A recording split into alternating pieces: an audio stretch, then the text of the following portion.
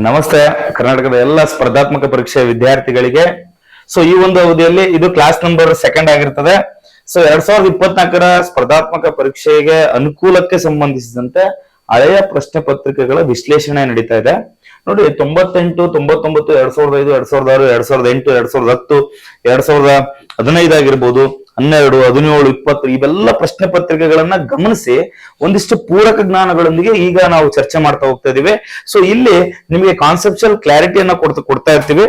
ಹಾಗಾದ್ರೆ ಪ್ರಶ್ನೆಗಳನ್ನ ಕ್ಲಾಸ್ 2ರಲ್ಲಿ ಯಾವ್ಯಾವ ಬರ್ತಾ ಇದಾವೆ ಅಂತ ನೋಡ್ತಾ ಹೋಗೋಣ. ಪ್ರಶ್ನೆ 1 ಈ ರೀತಿ ಇದೆ: ಶಿವಾಜಿಯ ಪಟ್ಟಾಭಿಷೇಕ ನಡೆದ ಸ್ಥಳ ಅಂತ ಕೇಳಿದ್ದಾರೆ. ನೋಡಿ, ಶಿವಾಜಿ ಇಡೀ ನಮ್ಮ ಮರಾಠರಿಗೆ ಸಂಬಂಧಪಟ್ಟಂತೆ ಈ ಭವ್ಯ ಭಾರತದಲ್ಲಿ ಹಿಂದೂ ಧರ್ಮವನ್ನ ರಕ್ಷಿಸಲಿಕ್ಕೋಸ್ಕರ ಇವನು ಮೊಘಲರ ವಿರುದ್ಧ ಹೋರಾಡಿರು ಅಂತಕ್ಕಂಥದ್ದು ನಮ್ಗೆಲ್ಲ ಸ್ಪಷ್ಟತೆ ಇರ್ತದೆ. ಹಾಗಾದ್ರೆ ಪಟ್ಟಾಭಿಷೇಕ ಅಥವಾ ಕಿರೀಟ ಧಾರಣೆ ಈ ತರ ಪ್ರಶ್ನೆಗಳನ್ನ ಕೇಳ್ತಾ ಹೋಗ್ತಾನೆ. ನೋಡ್ರಿ, 1974 ಜೂನ್ 16ನೇ ತಾರೀಕು ಶಿವಾಜಿಯ ಪಟ್ಟಾಭಿಷೇಕ ಆಗ್ತದೆ. ಈ ಪಟ್ಟಾಭಿಷೇಕಕ್ಕೆ ಸಂಬಂಧಪಟ್ಟಂತೆ ಅದು ನಡೆದಿರ್ತಕ್ಕಂಥ ಸ್ಥಳವನ್ನ ಕೇಳ್ತಾ ಇದ್ದಾನೆ. ನೋಡ್ರಿ, ಇದು ತೋರಣಗಡ, ಪ್ರತಾಪಗಡ, ರಾಯಗಡ, ಸಿಂಹಗಡ ಅಂತ ಇದೆ. ಈ ಎಲ್ಲ ಪ್ಯಾಟರ್ನ್ ಗಳನ್ನ, ಆಪ್ಷನ್ ಗಳನ್ನ ನೋಡಿದಾಗ ತಮಗೆ ಬಹು ಸ್ಪಷ್ಟತೆ ಇರಬೇಕು. ರಾಯಗಡ ಅಂತಕ್ಕಂಥದ್ದು ರೈಟ್ ಆನ್ಸರ್ ಆಗ್ತದೆ. ನೋಡಿ, ಹಾಗಾದ್ರೆ ಶಿವಾಜಿಗೆ ಸಂಬಂಧಪಟ್ಟಂತೆ ಏನೆಲ್ಲ ಪೂರಕ ಜ್ಞಾನಗಳಿರ್ಬೇಕು? 1627ರಿಂದ 1680ರ ಕಾಲಾವಧಿಯಲ್ಲಿ ಈ ಭವ್ಯ ಭಾರತವನ್ನ ಒಂದು ಉತ್ತುಂಗಕ್ಕೆ ತಗೊಂಡೋಗಿರ್ತಕ್ಕಂಥ ಕೀರ್ತಿ ಯಾರಿಗಾದ್ರೂ ಸಲ್ಲಿದ್ರೆ ಅದು ನಿಮ್ಮ ಪ್ರೀತಿಯ ಶಿವಾಜಿ ಅವರಿಗೆ ಸಲ್ತದಂತಕ್ಕಂಥದ್ದು. 1627ರಲ್ಲಿ ಶಹಾಜಿ ಭೋಸ್ಲೆ, ತಂದೆ ಶಹಾಜಿ ಭೋಸ್ಲೆ ಅಂತಕ್ಕಂಥದ್ದು. ಶಹಾಜಿ ಭೋಸ್ಲೆ ತಾಯಿ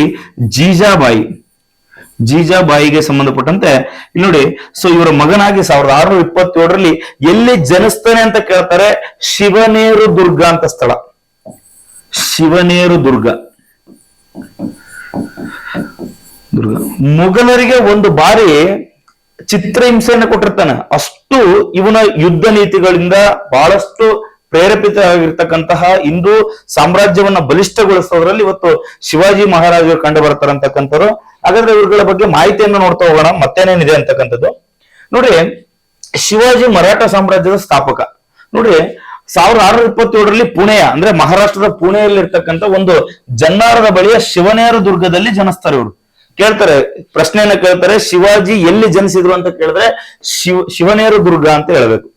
ನೋಡಿ, ಈತ ಗುರು ದಾದಾಜಿ ಕೊಂಡದೇವ. ಇವರು ಗುರು ಯಾರು ಅಂತ ಕೇಳ್ತಾರೆ, ದಾದಾಜಿ ಕೊಂಡದೇವ ಅಂತ ಹೇಳ್ಬೇಕು. ತಂದೆ ತಾಯಿಗಳ ಜೊತೆಗೆ ಗುರುಗಳನ್ನ ಭಾರತದ ಇತಿಹಾಸದಲ್ಲಿ ಕೇಳ್ತಾ ಇರ್ತಾರೆ. ಇಲ್ಲಿ ಗುರು ಯಾರು ಅಂತ ಕೇಳಿದ್ರೆ ದಾದಾಜಿ ಕೊಂಡದೇವ ಅಂತ ಹೇಳ್ಬೇಕು. ಮುಂದುವರೆದ ಪ್ರಶ್ನೆಗಳನ್ನ ಕೇಳ್ತಾನೆ. ಆಧ್ಯಾತ್ಮಿಕ ಗುರು ಅಥವಾ ಧರ್ಮಗುರು ಅಂತ ಕರಿತೀವಿ. ಆಧ್ಯಾತ್ಮಿಕ ಗುರು ಅಥವಾ ಧರ್ಮಗುರು, ಈ ಪ್ಯಾಟರ್ನ್ ಮೇಲೆ ಆಲ್ರೆಡಿ ಕ್ವಶನ್ ಗಳು ಬಿದ್ದಿದೆ. ಅವ್ರು ಯಾರು ಅಂತ ಕೇಳಿದ್ರೆ ರಾಮದಾಸರು ಅಂತ ಹೇಳ್ಬೇಕು, ಅಥವಾ ರಾಮದಾಸ ಅಂತಕ್ಕಂಥದ್ದು ನಿಮ್ಗೆ ಗೊತ್ತಿರ್ಬೇಕು. ಮುಂದುವರೆದು ಸಾಲಿವಾನ ಶಕೆ 1674 ಜೂನ್ 16ರಂದು ಶಿವಾಜಿ ರಾಯಗಢದಲ್ಲಿ ಇವನ ಛತ್ರಪತಿ ಎಂಬ ಒಂದು ಬಿರುದಿನೊಂದಿಗೆ ಇವರು ಪಟ್ಟಾಭಿಷೇಕ ಆಗ್ತದೆ ಅಥವಾ ಕಿರೀಟಧಾರಣೆ ಆಗ್ತದೆ ಅಂತಕ್ಕಂಥದ್ದು ಗೊತ್ತಿರಬೇಕು. ಹಾಗಾದ್ರೆ ಈತನ ಆಡಳಿತದಲ್ಲಿ ಅಷ್ಟಪ್ರಧಾನರು, ನೋಡ್ರಿ, ಅಷ್ಟಪ್ರಧಾನರು ಅಂದ್ರೆ 8 ಜನ ಅಂತಕ್ಕಂಥದ್ದು. 8 ಜನರ ಮಂತ್ರಿಮಂಡಲ ಇತ್ತು. ಅಂದ್ರೆ ಶಿವಾಜಿ ಅಥವಾ ಮರಾಠರು ರಚಿಸಿದ ಮಂತ್ರಿಮಂಡಲವನ್ನ ಅಷ್ಟಪ್ರಧಾನರು ಅಂತ ಕರಿತೀವಿ. ಈ ಅಷ್ಟಪ್ರಧಾನರ ಬಹುಮುಖ್ಯವಾಗಿರ್ತಕ್ಕಂಥವ್ರು ಯಾರು ಅಂತ ಕೇಳಿದ್ರೆ ಪೇಶ್ವೆಗಳು ಆಗಿರ್ತಾರೆ. ಪ್ರಶ್ನೆ ಇಲ್ಲಿ ರೇಸ್ ಆಗುತ್ತೆ. ನೋಡ್ರಿ, ಪೇಶ್ವೆಗಳಿಗೆ ಸಂಬಂಧಪಟ್ಟಂತೆ ಪೇಶ್ವೆಗಳು ಯಾವುದರ ಆಡಳಿತವನ್ನ ಮಾಡ್ತಾ ಇದ್ರು ಅಂತ ಪ್ರಶ್ನೆ ಕೇಳಿದ್ರು. ಪೇಶ್ವೆಗಳು ಸಾಮಾನ್ಯ ಆಡಳಿತವನ್ನ ಮಾಡ್ತಾ ಇದ್ರು. ಅಂದ್ರೆ ಇಡೀ ಒಂದು ಕಾರ್ಯಾಂಗ, ನ್ಯಾಯಾಂಗ, ಸಾಮಾನ್ಯ ಆಡಳಿತ, ಹಣಕಾಸು, ವಿದೇಶಾಂಗಗಳಲ್ಲಿ ಪೇಶ್ವೆಗಳ ಆಡಳಿತ ಅಂದ್ರೆ ಪ್ರಧಾನ ವ್ಯಕ್ತಿಗಳ ಆಡಳಿತ ಏನಾಗಿತ್ತು ಅಂದ್ರೆ ಸಾಮಾನ್ಯ ಆಡಳಿತ ಆಗಿತ್ತು ಅಂತಕ್ಕಂಥದ್ದು ಗಮನಿಸ್ಬೇಕು. ನೋಡಿ, ಹಾಗಾದ್ರೆ ವಿದೇಶಾಂಗದ ವ್ಯವಹಾರಗಳನ್ನ ಸುಮಂತರು ಅಥವಾ ಸಮಂತ ಅಂತಕ್ಕಂಥವ್ರು, ಸುಮಂತ ಅಥವಾ ಸಮಂತ 2 ತರನು ಬರೆದಿದ್ದಾರೆ. ಹಾಗಾಗಿ ಎರಡನ್ನೂ ಕೂಡ ನೆನ್ಪಿಡ್ಬೇಕಾಗ್ತದೆ. ಸಿಮಿಲಾರಿಟಿ ಇರೋದನ್ನ ಆನ್ಸರ್ ರೈಟ್ ಮಾಡ್ಬೇಕಾಗ್ತದೆ. ವಿದೇಶಾಂಗಗಳ ವ್ಯವಹಾರಗಳನ್ನ ಯಾರು ಮಾಡ್ತಾ ಇದ್ರು ಅಂದ್ರೆ ಸುಮಂತ ಅಥವಾ ಸಮಂತ ಅವರು ಮಾಡ್ತಾ ಇದ್ರು ಅಂತಕ್ಕಂಥದ್ದು. ನೋಡಿ, ಈ ತರ ಅಷ್ಟಪ್ರಧಾನರೆಂಬ ಅಂತ ಪದ ಬಂದಿದೆ ಅಂದ ತಕ್ಷಣ ನಿಮಗೆ ಗೊತ್ತಾಗಬೇಕು ಇವರಲ್ಲಿ ಪ್ರಧಾನ ವ್ಯಕ್ತಿಗಳು ಅಥವಾ ಪ್ರಧಾನ ಮಂತ್ರಿಗಳು ಯಾರಂದ್ರೆ ಪೇಶ್ವೆಗಳಾಗಿರ್ತಾರೆ. ಇವರು ಸಾಮಾನ್ಯ ಆಡಳಿತಗಳನ್ನ ಮಾಡ್ತಾ ಇರ್ತಾರೆ. ಮಂತ್ರಿಮಂಡಲ ಪದ್ಧತಿಯನ್ನ ಜಾರಿಗೆ ತಂದನು. ಈತನ ಯುದ್ಧ ಗೆರಿಲ್ಲಾ ಯುದ್ಧ ಅಂತಕ್ಕಂಥ ಒಂದು ವರ್ಡ್ ಇದೆ. ಮಿತ್ರ ಸ್ವಲ್ಪ ಗಮನಿಸಿ, ಗೆರಿಲ್ಲಾ ಯುದ್ಧದ ಬಗ್ಗೆ ಸಾಕಷ್ಟು ಅಧ್ಯಯನಗಳನ್ನ ಮಾಡಿರ್ತೀರಿ. ಯಾರೆಲ್ಲ ಇತಿಹಾಸದ ತರಗತಿಗಳನ್ನ ವೀಕ್ಷಣೆ ಮಾಡಿ ಓದಿರ್ತಿರಲ್ಲ, ಅವ್ರಿಗೊಂದು ಪ್ರಶ್ನೆ ಇದೆ, ಗೆರಿಲ್ಲಾ ಯುದ್ಧದ ಪ್ರವರ್ತಕ ಯಾರು ಅಂತ ಕೇಳ್ತಾರೆ. ಈ ಗೆರಿಲ್ಲಾ ಯುದ್ಧದ ಪ್ರವರ್ತಕ ಯಾರು ಅಂತಕ್ಕಂಥದನ್ನ ಸಾಧ್ಯವಾದಷ್ಟು ಬೇಗ ಬೇಗ ಕಮೆಂಟ್ ಗಳನ್ನು ಕೂಡ ಮಾಡಿ. ಗೆರಿಲ್ಲಾ ಯುದ್ಧದ ಪ್ರವರ್ತಕ ಯಾರು? ಇದಕ್ಕಿಂತ ಮುಂಚೆ ಅದನ್ನ ಆನ್ಸರ್ ನಾನೇ ಹೇಳ್ತೀನಿ. ಅದಕ್ಕಿಂತ ಮುಂಚೆ ಈ ಗೆರಿಲ್ಲಾ ಯುದ್ಧ ತಂತ್ರಗಾರಿಕೆಯನ್ನು ಹೊಂದಿರತಕ್ಕಂತಹ ಈ ನಮ್ಮ ಶಿವಾಜಿ ಅವರಿಗೆ ಔರಂಗಜೇಬ್ ಮತ್ತು ಆತನ ಸೇನಾನಿಗಳೆಲ್ಲ ಸೇರ್ಕೊಂಡು ಒಂದು ನಿರುತ್ಸಾಹದಿಂದ ಒಂದು ಪದವನ್ನು ಕೂಡ ಹೇಳ್ತಾರೆ, ಇವನು ಪರ್ವತದ ಇಲಿ ಅಂತ ಹೇಳ್ತಾರೆ. ಪರ್ವತದ ಇಲಿ. ನೋಡಿ, ಔರಂಗಜೇಬನು ನಮ್ಮ ಶಿವಾಜಿ ಮಹಾರಾಜರನ್ನ ಪರ್ವತದ ಇಲಿ ಅಂತ ಕರೀತಿದ್ರು. ನಾವು ಪಾಸಿಟಿವ್ ಆಗಿ ಯೋಚನೆ ಮಾಡೋಣ. ಯಾಕೆ ಅಂದ್ರೆ ಅವರು ಗೆರಿಲ್ಲಾ ಯುದ್ಧ ನೀತಿಯನ್ನ ಅನುಸರಿಸ್ತಿದ್ರು. ಅಂದ್ರೆ ಬೆಟ್ಟ ಗುಡ್ಡಗಳಲ್ಲಿ ಅವಿತು ತನ್ನ ವಿರುದ್ಧ ಇರತಕ್ಕಂತಹ ಶತ್ರು ರಾಷ್ಟ್ರಗಳನ್ನ ಸಂಹಾರ ಮಾಡ್ಲಿಕ್ಕೆ ಈ ಒಂದು ಯುದ್ಧಗಾರಿಕೆಯನ್ನ ಕಲ್ತಿದ್ರು ಅಂತಕ್ಕಂಥದ್ದು. ಹಾಗಾದ್ರೆ ಈ ಮರಾಠರು ಈ ಗೆರಿಲ್ಲಾ ಯುದ್ಧವನ್ನ ಯಾರಿಂದ ಎರವಲು ಪಡೆದಿದ್ರು ಅಂತ ಕೇಳಿದ್ರೆ ಅವತ್ತಿನ ಕಾಲದ ಅಹಮದ್ ನಗರದ ಸುಲ್ತಾನರು ಅಂತ ಕಂಡು ಬರ್ತಾರೆ. ಅಹಮದ್ ನಗರದ ಸುಲ್ತಾನರು. ಈ ಅಹಮದ್ ನಗರದ ಸುಲ್ತಾನರಲ್ಲಿ ಒಬ್ಬ ಪೇಶ್ವೆ ಕಂಡು ಬರ್ತಾನೆ. ಅಂದ್ರೆ ಅಲ್ಲಿನ ಒಬ್ಬ ಪ್ರಧಾನ ಮಂತ್ರಿ ಕಂಡು ಬರ್ತಾನೆ. ಆ ಪೇಶ್ವೆಯ ಹೆಸರೇನಪ್ಪಾ ಅಂತ ಕೇಳಿದ್ರೆ ಮಲ್ಲಿಕ್ ಅಂಬರ್ ಅಂತಕ್ಕಂಥದ್ದು. ಮಲ್ಲಿಕ್ ಅಂಬರ್. ಮಲ್ಲಿಕ್ ಅಂಬರ್ ಮಿತ್ರರೇ ನೆನ್ಪಿಡ್ಬೇಕು, ಬಹಳ ವಿಶೇಷವಾಗಿರ್ತಕ್ಕಂಥ ವ್ಯಕ್ತಿ ಮಲ್ಲಿಕ್ ಅಂಬರ್. ಮುಂದುವರೆದು ಅವರು ಜಂಜಿರಾ ಕೋಟೆಯನ್ನು ಕೂಡ ನಿರ್ಮಾಣ ಮಾಡ್ತಾರೆ ಅಂತಕ್ಕಂಥದ್ದು ಇತಿಹಾಸ ತಿಳಿಸ್ತದೆ. ಈ ಮಲ್ಲಿಕ್ ಅಂಬರ್ ಅಹಮದ್ ನಗರದ ಸುಲ್ತಾನರ ಪೇಶ್ವೆ ಆಗಿರ್ತಾನೆ, ಅಂದ್ರೆ ಪ್ರಧಾನ ವ್ಯಕ್ತಿ ಆಗಿರ್ತಾನೆ. ಈ ಮಲ್ಲಿಕ್ ಅಂಬರ್ನನ್ನ ನಾವು ಗೆರಿಲ್ಲಾ ಯುದ್ಧದ ಪ್ರವರ್ತಕ ಅಂತ ಕರಿತೀವಿ. ಭವಿಷ್ಯದಲ್ಲಿ ಪ್ರಶ್ನೆ ಕೇಳ್ತಾನೆ, ಗೆರಿಲ್ಲಾ ಯುದ್ಧದ ಪ್ರವರ್ತಕ ಯಾರು ಅಂತ ಕೇಳ್ತಾನೆ. ಆಪ್ಷನ್ ಏನಲ್ಲಿ ಶಿವಾಜಿ ಇರ್ತಾನೆ, ಹಾಕ್ಬೇಡಿ. ಮಲ್ಲಿಕ್ ಅಂಬರ್ ಅಂತಕ್ಕಂಥದಕ್ಕೆ ರೈಟ್ ಆನ್ಸರ್ ಮಾಡ್ರಿ. ಶಿವಾಜಿಯ ಯುದ್ಧ ತಾಂತ್ರಿಕತೆ ಯಾವುದು ಅಥವಾ ಯುದ್ಧದ ನೀತಿ ಏನಾಗಿತ್ತು ಅಂದ್ರೆ ಗೆರಿಲ್ಲಾ ಅಂತಕ್ಕಂಥದ್ದಾಗಿತ್ತು. ತೊಂದರೆ ಇಲ್ಲ. ಈ ರೀತಿ ನಾವು ಕಾನ್ಸೆಪ್ಟ್ ವೈಸ್ ಕಲಿತಾ ಹೋದ್ರೆ ಒಂದ್ ಅಂಕಗಳನ್ನ ಸಲೀಸಾಗಿ ಪಡಿಬಹುದು ಅಂತಕ್ಕಂಥದ್ದು. ಮುಂದುವರೆದು ಈ ಮಲ್ಲಿಕ್ ಅಂಬರ್ ಅಂತಕ್ಕಂಥವ್ರು ನೋಡಿ, ಅವರು ಮಲ್ಲಿಕ್ ಅಂಬರ್ಗೆ ಸಂಬಂಧಪಟ್ಟಂತೆ ಜಂಜಿರಾ ಕೋಟೆಯನ್ನು ಕೂಡ ನಿರ್ಮಾಣ ಮಾಡಿರ್ತಾನೆ. ಈ ಜಂಜಿರಾ ಕೋಟೆಯ ಮೇಲೆ ಈ ಮರಾಠರು ಮತ್ತೆ ಯಾಕಂದ್ರೆ ಇವರು 1626ರಲ್ಲಿ ಮರಣ ಹೊಂದಿರ್ತಾರೆ. ಯಾರು? ಮಲ್ಲಿಕ್ ಅಂಬರ್ ಅವರು. ಅದಕ್ಕಿಂತ ಮುಂಚೆನೆ ಇಲ್ಲಿ ಜಂಜಿರಾ ಕೋಟೆ ಮೇಲೆ ಮರಾಠರು, ಮೊಘಲರು ಇವರೆಲ್ಲ ಕೂಡ ದಾಳಿಯನ್ನ ಪದೇ ಪದೇ, ಪೋರ್ಚುಗೀಸರು. ನೋಡಿ, ಇದೊಂದು ಪಾಯಿಂಟ್ ನೆನ್ಪಿಟ್ಕೋಬೇಕು. ಜಂಜಿರಾ ಕೋಟೆಯ ಮೇಲೆ ಈ ಕೆಳಗಿನ ಯಾರು ದಾಳಿಯನ್ನ ನಡೆಸ್ತಾ ಇದ್ರು ಅಂತ ಕೇಳಿದ್ರೆ ಒಂದು ಮರಾಠರು, ಮೊಘಲರು ಮತ್ತು ಪೋರ್ಚುಗೀಸರು ಪದೇ ಪದೇ ದಾಳಿಯನ್ನ ಮಾಡ್ತಾ ಇದ್ರು ಅಂತಕ್ಕಂಥದ್ದು. ಅದು ಅಹಮದ್ ನಗರ ಸುಲ್ತಾನರಿಗೆ ಸಂಬಂಧಪಟ್ಟಂತ ಒಂದು ಇತಿಹಾಸ. ಆದ್ರೆ ಇಂಟರ್ಲಿಂಕ್ ನೆನ್ಪಿಟ್ಕೊಳ್ಳಿ, ಗೆರಿಲ್ಲಾ ಯುದ್ಧವನ್ನ ಮರಾಠರು ಯಾರಿಂದ ಎರವಲು ಪಡೆದಿದ್ರು ಅಂತ ಕೇಳಿದ್ರೆ ಮಲ್ಲಿಕ್ ಅಂಬರ್ನಿಂದ ಎರವಲು ಪಡೆದಿದ್ರು. ಇಷ್ಟು ಮಾಹಿತಿಗಳು ನಮ್ಗೆ ಗೊತ್ತಿರಬೇಕು. ಇನ್ನೇನು ಸರ್ವೇ ಸಾಮಾನ್ಯವಾಗಿ ನಿಮ್ಗೆ ಗೊತ್ತಿರುವಂತೆ ಮರಾಠರಿಗೆ ಸಂಬಂಧಪಟ್ಟಂತೆ ಅವರು ವಿಧಿಸ್ತಕ್ಕಂಥ ತೆರಿಗೆ ಏನಿತ್ತಲ್ಲ ಅದನ್ನ ಚೌತ್ ಮತ್ತು ಸರ್ದೇಶ್ ಮುಖಿ ಅಂತ ಕರಿತಿದ್ವಿ. ಅವುಗಳು ಕೂಡ ಮಾಹಿತಿಗಳು ಗೊತ್ತಿರಬೇಕು. ನೆಕ್ಸ್ಟ್ ಮುಂದಿನ ಪ್ರಶ್ನೆಗೆ ಹೋಗೋಣ. ಪಂಚ ಪ್ರಧಾನರೆಂಬ ಮಂತ್ರಿಮಂಡಲ ಇವರ ಆಳ್ವಿಕೆಯಲ್ಲಿತ್ತು.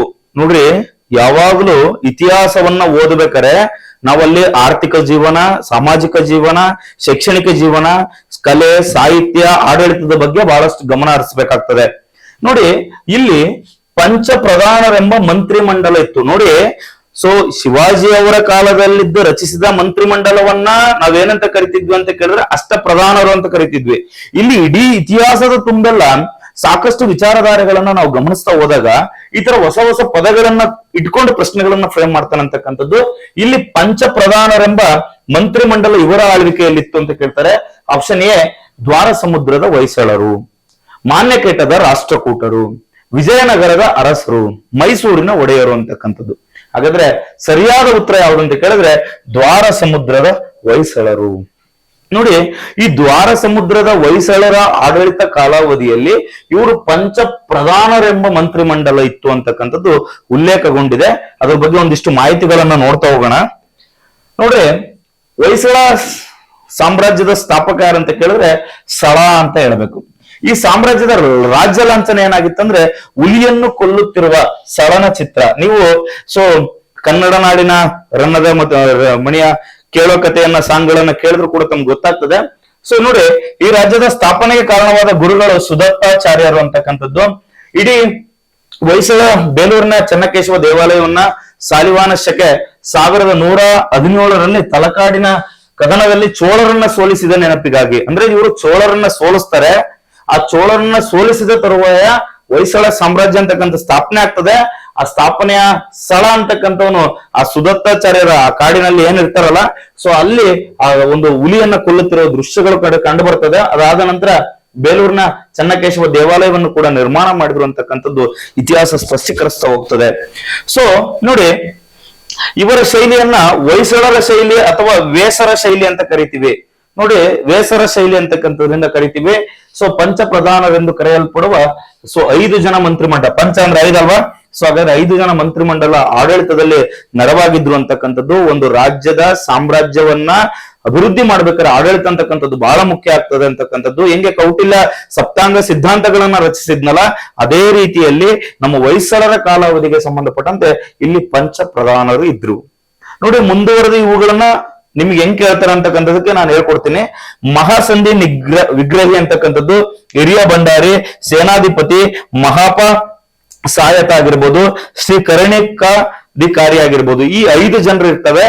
ಇಲ್ಲಿ ಪಿಸಿಗಳಲ್ಲಿ ಒಮ್ಮೊಮ್ಮೆ ಪ್ರಶ್ನೆಗಳನ್ನ ಕೇಳ್ತಾನೆ. ಸೊ ಈ ತರ ಕೊಟ್ಟು ಇದು ಏನನ್ನು ಸೂಚಿಸ್ತದೆ ಅಂತ ಕೇಳ್ತಿರ್ತಾನೆ.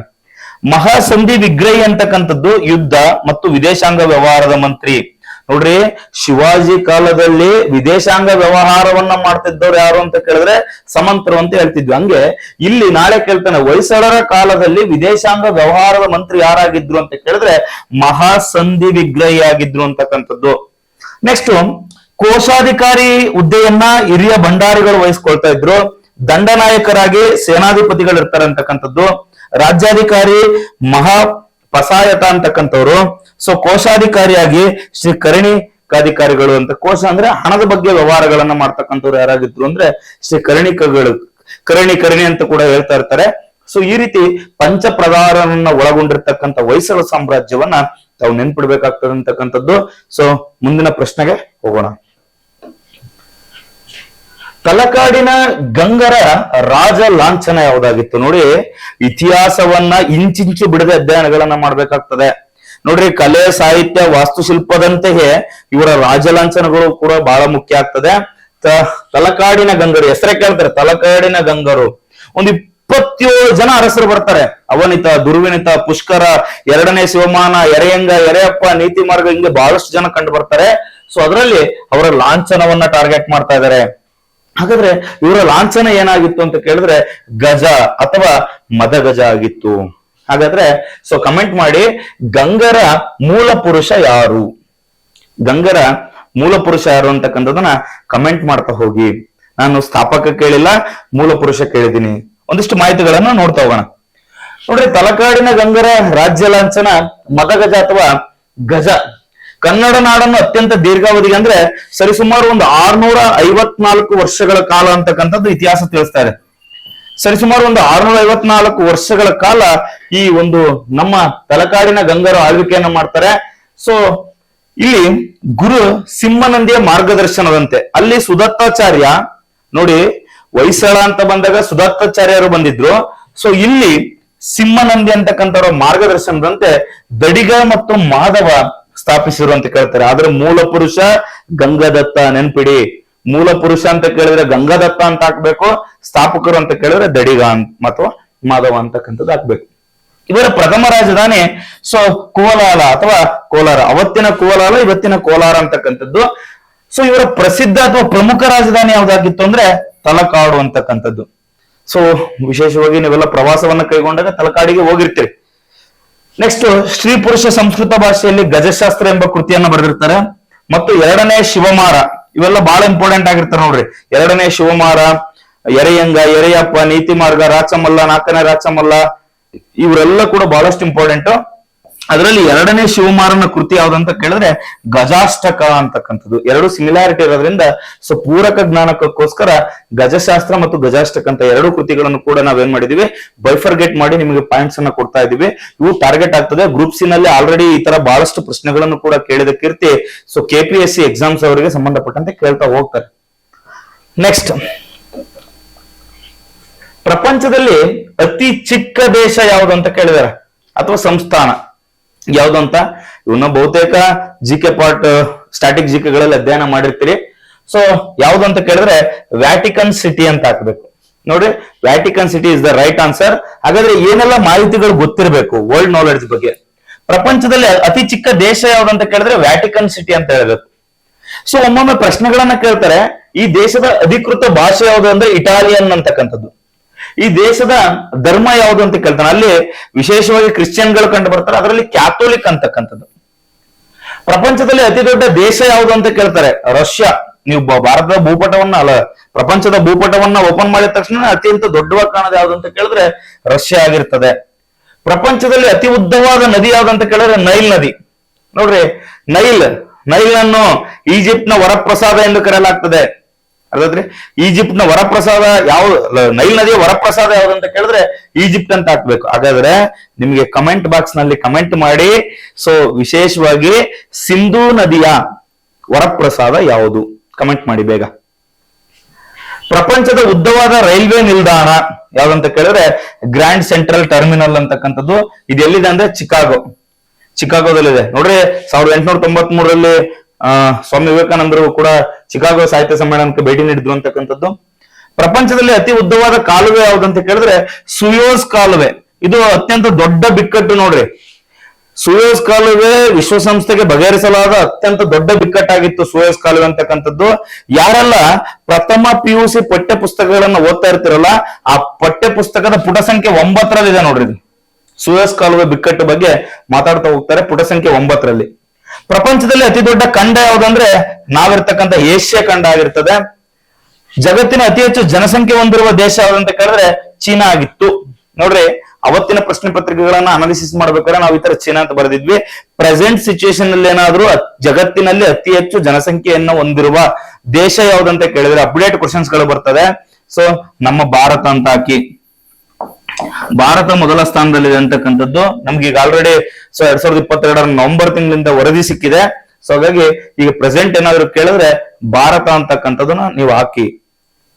ನೆಕ್ಸ್ಟ್, ಜಗತ್ತಿನ ಅತಿ ದೊಡ್ಡ ಮರುಭೂಮಿ ಯಾವುದು ಅಂತ ಕೇಳಿದ್ರೆ ಮೊನ್ನೆ ಇತ್ತೀಚಿನ ಪ್ರಶ್ನೆ ಪತ್ರಿಕೆಯಲ್ಲೂ ಕೂಡ ಕೇಳಿದ್ರು, ಸಹರಾ ಮರುಭೂಮಿ ಅಂತಕ್ಕಂಥದ್ದು. ಜಗತ್ತಿನ ಅತಿ ದೊಡ್ಡ ಸಮುದ್ರ ಯಾವುದು ಅಂತ ಕೇಳ್ತಾನೆ, ಮೆಡಿಟೇರಿಯನ್ ಸಮುದ್ರ ಅಂತಕ್ಕಂಥದ್ದು. ಸೊ ಮೆಡಿಟೇರಿಯನ್ ಸಮುದ್ರ ಜಗತ್ತಿನ ಅತಿ ದೊಡ್ಡ ಸಮುದ್ರಗಳು. ಈ ತರ ಒಂದಿಷ್ಟು ವರ್ಲ್ಡ್ ನಾಲೆಡ್ಜ್ ಕೂಡ ನಿಮಗಿದ್ರೆ ಬಹಳಷ್ಟು ಸೂಕ್ತ ಅಂತಕ್ಕಂಥ ಮನೋಭಾವವನ್ನು ಇಟ್ಕೊಂಡು ಮುಂದಿನ ಪ್ರಶ್ನೆಗೆ ಹೋಗೋಣ. ನೋಡ್ರಿ, ಈ ತರ ಎಲ್ಲ ವಿಶ್ಲೇಷಣೆಗಳನ್ನ ನಮ್ಮ 2024ರ ಪರಿಷ್ಕೃತ ಆವೃತ್ತಿಯಲ್ಲಿ ಈಗ ಆಲ್ರೆಡಿ ನಾವೆಲ್ಲ ಕೂಡ ವರ್ಕ್ ಮಾಡಿದೀವಿ ಅಂತಕ್ಕಂಥದ್ದು. ಲೇಖಕರಾಗಿರ್ತಕ್ಕಂತಹ ನಿಂಗಪ್ಪ ಎಚ್ ರವರು ಈ KS ಪೇಪರ್ 1 ಮತ್ತು 2ರ ಪ್ರಶ್ನೋತ್ತರ ಸಹಿತ ವಿವರಣೆಗಳನ್ನ ಕೂಡ ನಾವು ನೀಡಿದೀವಿ ಅಂತಕ್ಕಂಥದ್ದು. ಸಾಕಷ್ಟು ಅಪ್ಡೇಟ್ ವರ್ಷನ್ ಗಳನ್ನ ಕಳೆದ ಬಾರಿ ಆಗಿರ್ತಕ್ಕಂಥ ಎಲ್ಲ KS ಪ್ರಶ್ನೆ ಪತ್ರಿಕೆಗಳನ್ನ ಸವಿವರಾಗಿ ವಿವರಿಸಿದೀವಿ. ಅದ್ರ ಜೊತೆಗೆ ಅದಕ್ಕೆ ಇನ್ನೂ ಬೇಕಾಗಿರ್ತಕ್ಕಂತಹ ಪೂರಕ ಜ್ಞಾನವನ್ನ ಈ ವಿಡಿಯೋ ತರಗತಿಗಳಲ್ಲಿ ನಾವು ಮಾಡ್ತಾ ಇದೀವಿ ಅಂತಕ್ಕಂಥದ್ದು. ಭಾರತದಲ್ಲಿ ಅತ್ಯಂತ ವಿಶಾಲವಾದ ಹುಲಿ ಅಭಯಾರಣ್ಯವನ್ನ ಹೊಂದಿರುವ ರಾಜ್ಯ ಯಾವುದು ಅಂತ ಕೇಳ್ತಾರೆ. ಈಗ already the big cat alliance ಕೂಡ ಆಗ್ತಾ ಇದೆ. ಸೊ ಹಾಗಾಗಿ ನಾವು 50 ವರ್ಷಗಳನ್ನ ಪೂರೈಸಿದ್ವಿ ಕಳೆದ ವರ್ಷಕ್ಕೆ. ಹಾಗಾಗಿ ಸೊ ಇದೇ ಪ್ರಶ್ನೆ ಏನು KS ನಲ್ಲಿ ಕೇಳಿದ್ದಲ್ಲ, ಅದೇ ಪ್ರಶ್ನೆಯನ್ನ ಈಗ ಮಾಡಿಫೈಡ್ ಮಾಡಿ ಕೂಡ ಕೇಳಬಹುದು ಅಂತಕ್ಕಂಥದ್ದು. ಹಾಗಾದ್ರೆ ಅತಿ ವಿಶಾಲವಾದ ಹುಲಿ ಅಭಯಾರಣ್ಯ ಯಾವುದು ಅಂತ ಕೇಳ್ತಾರೆ. ಹೊಂದಿರುವ ರಾಜ್ಯ ಅಂತ ಕೇಳಿದರೆ ಪ್ರಶ್ನೆ ಏನಾದ್ರು ಯಾವ ಅಭಯಾರಣ್ಯ ಅಂತ ಕೇಳಿದ್ರೆ ಸೊ ಶ್ರೀಶೈಲ ಟೈಗರ್ ರಿಸರ್ವ್ ಅಥವಾ ನಾಗಾರ್ಜುನ ಸಾಗರ ಅಂತ ಹೇಳಬೇಕಾಗಿತ್ತು. ಇಲ್ಲಿ ಯಾವ ರಾಜ್ಯ ಅಂತ ಕೇಳಿರೋದ್ರಿಂದ Andhra Pradesh it's the right answer. ನೋಡಿ, ಹಾಗಾದ್ರೆ ಏನೆಲ್ಲ ಪೂರಕ ಜ್ಞಾನಗಳು ಇರಬೇಕು? ಹಾಗಾದ್ರೆ ಅತಿ ಹೆಚ್ಚು ಹುಲಿಗಳನ್ನು ಹೊಂದಿರತಕ್ಕಂಥ ರಾಜ್ಯ, ಪದೇ ಪದೇ ಪ್ರಶ್ನೆಗಳನ್ನು ಕೇಳ್ತಾನೆ. KS 2020ರಲ್ಲೂ ಕೂಡ ಪ್ರಶ್ನೆ ರೇಸ್ ಆಗಿದೆ ಅಂತಕ್ಕಂಥದ್ದು. ಭಾರತದಲ್ಲಿ ಅತಿ ವಿಶಾಲವಾದ ಹುಲಿ ಅಭಯಾರಣ್ಯವನ್ನ ಹೊಂದಿರುವ ರಾಜ್ಯ ಯಾವುದು ಅಂತ ಕೇಳಿದ್ರೆ ಅದು ಆಂಧ್ರ ಪ್ರದೇಶ ಆಗಿರ್ತದೆ. ಅದೇ ರೀತಿ ಈ ಹುಲಿಗಳಿಗೆ ಸಂಬಂಧಪಟ್ಟಂತೆ ಬಂಗಾಳದ ಹುಲಿ ಆಗಿರ್ಬೋದು, ಕ್ಯಾಸ್ಪಿಯನ್ ಹುಲಿ ಆಗಿರ್ಬೋದು, ಜವಾನ ಹುಲಿ ಆಗಿರ್ಬೋದು, ಬಾಲಿ ಹುಲಿಗಳಾಗಿರ್ಬೋದು, ಇಂಡೋ ಚೀನಿ ಹುಲಿಗಳಾಗಿರ್ಬೋದು, ದಕ್ಷಿಣ ಚೀನಾ ಹುಲಿಗಳಾಗಿರ್ಬೋದು, ಸುಮಾತ್ರ ಹುಲಿಗಳಾಗಿರ್ಬೋದು, ಈ ತರ ಹಲವಾರು ಹುಲಿಗಳು ಕಂಡು ಬರ್ತದೆ. ಅದರಲ್ಲಿ ವಿಶೇಷವಾಗಿ ಬಂಗಾಳದ ಹುಲಿಗಳಿಗೆ ಫೇಮಸ್ ಆಗಿರ್ತಕ್ಕಂಥದ್ದು ಯಾವ್ದಂದ್ರೆ ಸುಂದರ್ಬನ್ಸ್ ಕಾಡುಗಳು ಅಂತ ಕರಿತೀವಿ, ಪಶ್ಚಿಮ ಬಂಗಾಳದಲ್ಲಿ ಕಂಡು ಬರ್ತದೆ. ಸೊ ಹಾಗಾದ್ರೆ ನೋಡಿ, ಈ ಬಂಗಾಳದ ಹುಲಿಯನ್ನೇ ನಾವು ಏನ್ ಮಾಡಿದೀವಿ, ನಮ್ಮ RBI ಏನು ಲಾಂಛನ ಇದೆಯಲ್ಲ ಅಲ್ಲಿ ತಾಳೆ ಮರ ಮತ್ತು ಬಂಗಾಳದ ಹುಲಿಯ ಚಿತ್ರಗಳನ್ನ ಹಾಕಿದೀವಿ ಅಂತಕ್ಕಂಥದ್ದು ಗೊತ್ತಿರಬೇಕು. ಸೊ ಸುಂದರ್ಬನ್ಸ್ ರಾಷ್ಟ್ರೀಯ ಉದ್ಯಾನವನ ಪಶ್ಚಿಮ ಬಂಗಾಳದಲ್ಲಿದೆ ಅಂತಕ್ಕಂಥದ್ದು, ಈ ತರ ಪ್ರಶ್ನೆಗಳನ್ನ ಪದೇ ಪದೇ ಕೇಳ್ತಾ ಇರ್ತಾನೆ. ಅದರಲ್ಲೂ ಈ ರಾಷ್ಟ್ರೀಯ ಉದ್ಯಾನವನಕ್ಕೆ ಸಂಬಂಧಪಟ್ಟಂತೆ ಕೇಳಿದಾಗ ನಿಮಗೆ ಮೊಟ್ಟ ಮೊದಲ ಹುಲಿಯ ಅಭಯಾರಣ್ಯ ಯಾವ್ದಂತ ಕೇಳ್ತಾನೆ, ಜಿಮ್ ಕಾರ್ಬೆಟ್ ಉತ್ತರಾಖಂಡ್ ನಲ್ಲಿ ಕಂಡು ಬರ್ತದೆ ಅಂತಕ್ಕಂಥದ್ದು. ಸೊ ಭಾರತದಲ್ಲಿ ಅತಿ ಹೆಚ್ಚು ಹುಲಿಯನ್ನು ಹೊಂದಿರುವ ರಾಜ್ಯ ಮಧ್ಯಪ್ರದೇಶ್. ಇಲ್ಲಿ ಟಾರ್ಗೆಟ್ ಆಗೇ ಆಗ್ತದೆ, ಯಾಕಂದ್ರೆ ಈಗ ಹುಲಿಗಳ ಸಂಖ್ಯೆ ಹೆಚ್ಚಾಗಿದೆ ನೋಡ್ರಿ. ಅವಾಗ 2197 ಏನಿತ್ತಲ್ಲ, ಸೊ ಆ ಕಾನ್ಸೆಪ್ಟ್ ಗಳು ಈಗೆಲ್ಲ ಚೇಂಜ್ ಆಗಿದೆ. ಈಗ ಪ್ರೆಸೆಂಟ್ ಕೇಳಿದ್ರೆ 3167 ಹುಲಿಗಳು ಕಂಡು ಬರ್ತಾ ಇದಾವೆ ನೋಡ್ರಿ. 2018ರ ಡಾಟಾ ಈಗ ಚೇಂಜ್ ಆಗಿದೆ, 2022ಕ್ಕೆ ಡಾಟಾ ಬಂದಿದೆ ಅಂತಕ್ಕಂಥದ್ದು ಇಲ್ಲಿ. So national tiger conservation authority ಅಂತಕ್ಕಂಥದ್ದು ಏನಿದೆಯಲ್ಲ ನೋಡ್ರಿ, ಇದು ಸೆನ್ಸಸ್ ಅನ್ನ ಮಾಡ್ತದೆ, ಹುಲಿಗಳ ವರದಿಯನ್ನ ಮಾಡ್ತದೆ. ಈ ಹುಲಿಗಳ ವರದಿಯನ್ನ ಮಾಡ್ಲಿಕ್ಕೆ 1972ರ ವನ್ಯಜೀವಿ ಸಂರಕ್ಷಣಾ ಕಾಯ್ದೆ ನೋಡ್ರಿ, 72ರ ವನ್ಯಜೀವಿ ಸಂರಕ್ಷಣಾ ಕಾಯ್ದೆಯಲ್ಲಿ 38L ಅಂತಕ್ಕಂಥ ಒಂದು ಆರ್ಟಿಕಲ್ ಇದೆ. 38L ಅಂತಕ್ಕಂಥ ಆರ್ಟಿಕಲ್. ಈ ಆರ್ಟಿಕಲ್ ನ ಅನ್ವಯ ನಾವು ಹುಲಿಗಳ ಅಥವಾ ವನ್ಯಜೀವಿಗಳ ಗಣತಿಯನ್ನು ಕೂಡ ಮಾಡ್ತೀವಿ. ಈ ತರ ಮುಂಬರುವ ಸ್ಪರ್ಧಾತ್ಮಕ ಪರೀಕ್ಷೆಯಲ್ಲಿ ಸ್ವಲ್ಪ ಬ್ರಾಡ್ ಕಾನ್ಸೆಪ್ಟ್ ಗಳನ್ನ ಇಟ್ಕೊಂಡಾಗ ಈ ತರ ನಿಮಗೆ ವಿಧಿಗಳನ್ನು ಕೂಡ ಕೇಳಬಹುದು. ಯಾಕಂದ್ರೆ 2002ರ ಜೀವ ವೈವಿಧ್ಯತೆ ಅಧಿನಿಯಮದ ಎಷ್ಟನೇ ವಿಧಿಯು ಸೊ ರಾಜ್ಯ ವನ್ಯಜೀವಿ ಮಂಡಳಿಗಳನ್ನ ಸ್ಥಾಪಿಸಬಹುದು ಅಂತ ಪ್ರಶ್ನೆ ಕೇಳಿದ್ರು UPSC ಯಲ್ಲಿ. ಅದೇ ರೀತಿ ನಾಳೆ 1972ರ ವನ್ಯಜೀವಿ ಸಂರಕ್ಷಣಾ ಕಾಯ್ದೆ 1972ರ ಎಷ್ಟನೇ ವಿಧಿಯು ಸೊ ಈ ತರ ವನ್ಯಜೀವಿಗಳ ವರದಿಯನ್ನ ಮಾಡಬೇಕು, ಗಣತಿಗಳನ್ನ ಮಾಡ್ಬೇಕು ಅಂತಕ್ಕಂಥದ್ದು ತಿಳಿಸ್ತದೆ ಅಂದ್ರೆ 38L ಅಂತಕ್ಕಂಥದ್ದು ನೋಡೋಣ. ಸೊ ಹಾಗಾದ್ರೆ ಅತಿ ಹೆಚ್ಚು ಇರ್ತಕ್ಕಂಥದ್ದು ಎಲ್ಲಿ ಅಂದ್ರೆ ಮಧ್ಯಪ್ರದೇಶ್, ಎರಡನೇದು ನಮ್ಮ ಹೆಮ್ಮೆಯ ಕರ್ನಾಟಕ ಆಗಿರ್ತದೆ ಅಂತಕ್ಕಂಥದ್ದು.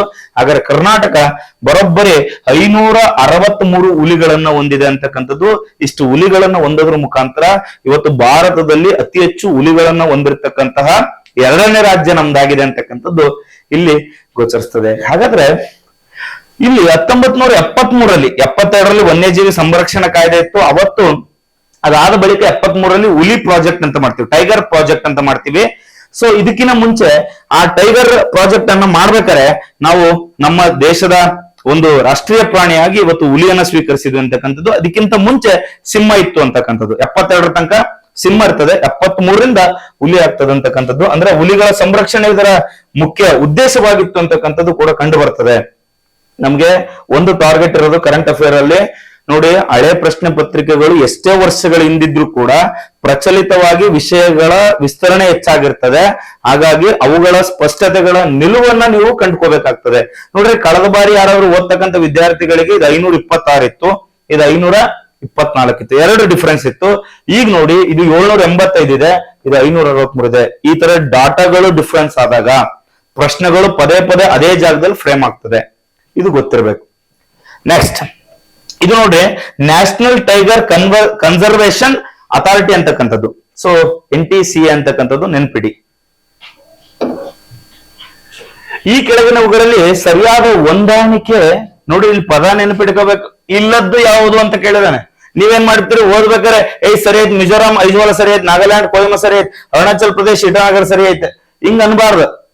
ಇಲ್ಲಿ ಸ್ಪಷ್ಟತೆ ಗೊತ್ತಿರಬೇಕು. ಪ್ರಶ್ನೆ ಪತ್ರಿಕೆಗಳನ್ನ ಓದಿ ಇಲ್ಲದ್ದು ಅಂತ ಕೇಳಿದ್ದಾರೆ ಅಂದ್ರೆ ಈ ಕ್ವಶನ್ ಓದಿದ ತಕ್ಷಣ ನಿಮಗೆ ಒಂದು ಕಾನ್ಫಿಡೆನ್ಸ್ ಲೆವೆಲ್ ಬರ್ಬೇಕು. ಏನಪ್ಪಾ ಅಂದ್ರೆ ಸೊ ಈ ಪ್ರಶ್ನೆ ಪತ್ರಿಕೆ ಈ ಪ್ರಶ್ನೆ ಹೆಂಗ್ ಕೇಳಿದಾರೆ ಅಂದ್ರೆ ಅವುಗಳ ರಾಜಧಾನಿಗೆ ಸರಿಯಾಗಿ ಹೊಂದಿಸಿರಿ ಅಥವಾ ಅವುಗಳಲ್ಲಿ ಯಾವ ಸರಿಯಾಗಿದೆ ಅಂತಕ್ಕಂಥದ್ದು ನೋಡ್ಕೋಣ. ನೋಡಿ, ನಮ್ಗೆ ಇರ್ತಕ್ಕಂಥ 28 ಸ್ಟೇಟ್ಗಳನ್ನು ಪಟ ಅವುಗಳ ಕ್ಯಾಪಿಟಲ್ ಹೇಳಕ್ ಬರ್ತಾ ಇರ್ಬೇಕು. ಸೊ ಅವನ ಜೊತೆಗೆ ಪ್ರಾಕ್ಟೀಸ್ ಮಾಡಿ ನೋಡಿ. ಕರ್ನಾಟಕ, ಬೆಂಗಳೂರು ಈ ತರ ಹೇಳಕ್ ಪ್ರಾಕ್ಟೀಸ್ ಆದಾಗ ಮಾತ್ರ ಈ ತರ ಆನ್ಸರ್ ಗಳನ್ನ ಈಸಿಯಾಗಿ ಜಡ್ಜ್ ಮಾಡಬಹುದು. ನೋಡ್ರಿ, ಅಸ್ಸಾಂ ದಿಬ್ರಗಢ್ ಅಂತ ಇದೆ, ಇದೇ ತಪ್ಪಾಗಿದೆ ನೋಡ್ರಿ. ಸೊ ಮಿಜೋರಾಂ ಐಜ್ವಾಲ, ನಾಗಾಲ್ಯಾಂಡ್ ಕೋಹಿಮಾ, ಅರುಣಾಚಲ್ ಪ್ರದೇಶ್ ಇಟಾನಗರ, ಇವು 3 ರೈಟ್ ಆಗಿದೆ. ಆನ್ಸರ್ ಯಾವುದು ತಪ್ಪಾಗಿದೆ ಅಥವಾ ಇದ್ದದ್ದು ಹೊಂದಾಣಿಕೆ ಇಲ್ಲದ್ದು ಅಂತ ಕೇಳಿದರೆ ಅಸ್ಸಾಂ ಅಂತ ಹಾಕ್ಬೇಕು. ಹಾಗಾದ್ರೆ ಅಸ್ಸಾಮಿನ ರಾಜಧಾನಿ ಯಾವುದು ಅಂತ ಕೇಳ್ತಾರೆ, ದೀಸ್ಪುರ್ ಅಂತ ಹೇಳ್ಬೇಕು. ನೋಡಿ, ಒಂದಿಷ್ಟು ಮಾಹಿತಿಗಳನ್ನು ನೋಡ್ತೀವಿ ಪೂರ್ವ ರಾಜ್ಯಗಳಿಗೆ ಸಂಬಂಧಪಟ್ಟಂತೆ.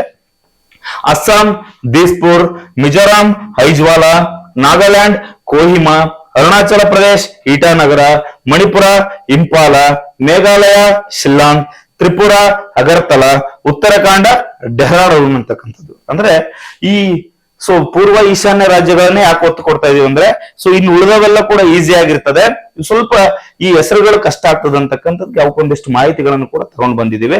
ಇವನ್ನ ನೆನಪಿಡ್ರಿ, ಅಲ್ಲಿ ಏನಾದ್ರು ಆಪ್ಷನ್ ಅಲ್ಲಿ ಅಸ್ಸಾಂ ದೀಸ್ಪುರ ಅಂತ ಇದ್ದಿದ್ರೆ ಆ ಆಪ್ಷನ್ ಕೂಡ ರೈಟ್ ಆಗೋದು ಅಂತಕ್ಕಂಥದ್ದು. ಈ ರೀತಿ ಅಧ್ಯಯನಗಳನ್ನ ಮಾಡ್ತಾ ಹೋಗ್ಬೇಕು. ನೆಕ್ಸ್ಟ್, ಭಾರತ ಸಂವಿಧಾನದ 9ನೇ ಅನುಸೂಚಿ ಇದಕ್ಕೆ ಸಂಬಂಧಿಸಿದೆ. ನೆನಪಿಡಿ, 9ನೇ ಅಂತ ಕೇಳಿದರೆ ಅನುಸೂಚಿ ಅಂತ ಕೇಳಿದ್ದಾರೆ, ಭಾಗ ಅಲ್ಲ, ವಿಧಿ ಅಲ್ಲ, ತಿದ್ದುಪಡಿ ಅಲ್ಲ, ಅನುಸೂಚಿ ಅಂತ ಕೇಳಿದರೆ ಸ್ವಲ್ಪ ನೋಡ್ತಾ ಹೋಗೋಣ. ಯಾಕಂದ್ರೆ ಯಾರೆಲ್ಲ ಪಂಚಾಯತಿಗಳಿಗೆ ಅಂದ್ರೆ ಈ ಇವತ್ತಿನ PDOಗಳಿಗೆ ಯಾರು ತಯಾರಿ ಮಾಡ್ತಾ ಇದ್ದೀರಿ, ನಿಮಗಿದು ಸ್ಪಷ್ಟತೆ ಇರಬೇಕು. ಯಾಕಂದ್ರೆ PDO ಪೇಪರ್ ನಲ್ಲಿ ಇಂಥ ಕ್ವಶನ್ ರೇಸ್ ಮಾಡ್ಬಿಡ್ತಾನೆ, ಆಪ್ಷನ್ ನೋಡಿದ ತಕ್ಷಣ ಆನ್ಸರ್ ಬಿ ಅಂದ್ಕೊಂಡ್ಬಿಡ್ತೀರಿ. ಇಲ್ಲಿ ಕೇಳಿರೋದು ಅನುಸೂಚಿ ಆಗಿರ್ತದೆ. ನೋಡಿ, ಸಂವಿಧಾನದ 9ನೇ ಅನುಸೂಚಿ ಯಾವುದಕ್ಕೆ ಸಂಬಂಧಪಡ್ತದೆ, ಆಪ್ಷನ್ ಗಳನ್ನ ನೋಡ್ತಾ ಹೋಗೋಣ. ಪದೇ ಪದೇ ಸ್ಪರ್ಧಾರ್ಥಿಗೆ ಸಿಕ್ಕಿರ್ತಕ್ಕಂಥ ಪ್ರಶ್ನೆ ಯಾವುದು ಅಂತ ಕೇಳಿದ್ರೆ ರಾಜಕೀಯ ಪಕ್ಷಾಂತರ. ಅನುಸೂಚಿ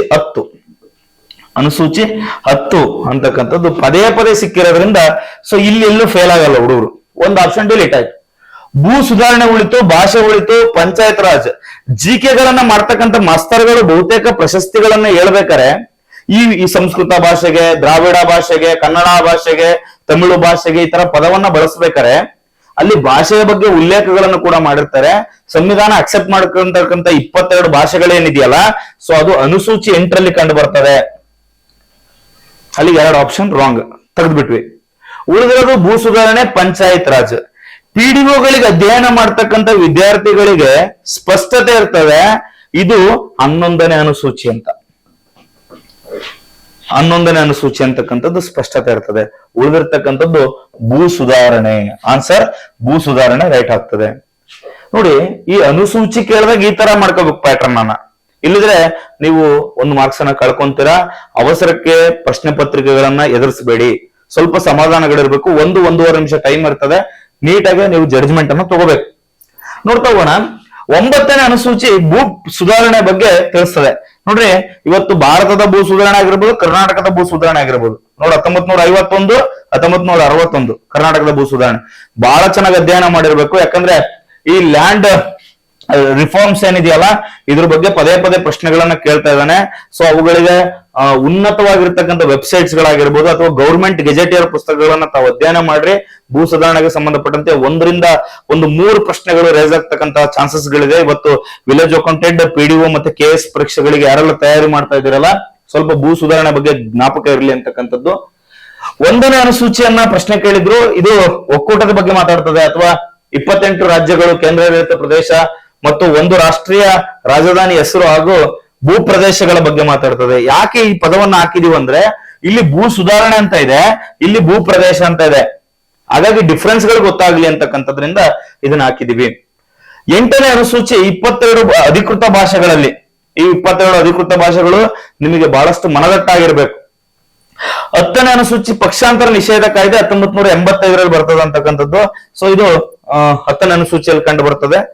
11ನೇ ಅನುಸೂಚಿ ಪಂಚಾಯತ್ಗಳ ಬಗ್ಗೆ ಮಾತಾಡ್ತದೆ. 12ನೇ ಅನುಸೂಚಿ ಮುನ್ಸಿಪಾಲಿಟಿಗಳ ಬಗ್ಗೆ ಅಂದ್ರೆ ನಗರ ಸ್ಥಳೀಯ ಸಂಸ್ಥೆಗಳ ಬಗ್ಗೆ ಮಾತಾಡ್ತದೆ. ಇವಕ್ಕೆ ಒಂದಿಷ್ಟು 73 ಮತ್ತೆ 74ನೇ ತಿದ್ದುಪಡಿಯನ್ನ ಮಾಡೋದ್ರ ಮುಖಾಂತರ 1993ರಲ್ಲಿ ಇದಕ್ಕೆ 29 ವಿಷಯಗಳನ್ನ, ಅದಕ್ಕೆ 18 ವಿಷಯಗಳನ್ನ ಸೇರಿಸಲಾಗಿತ್ತು ಅಂತಕ್ಕಂಥದ್ದು ಇತಿಹಾಸ.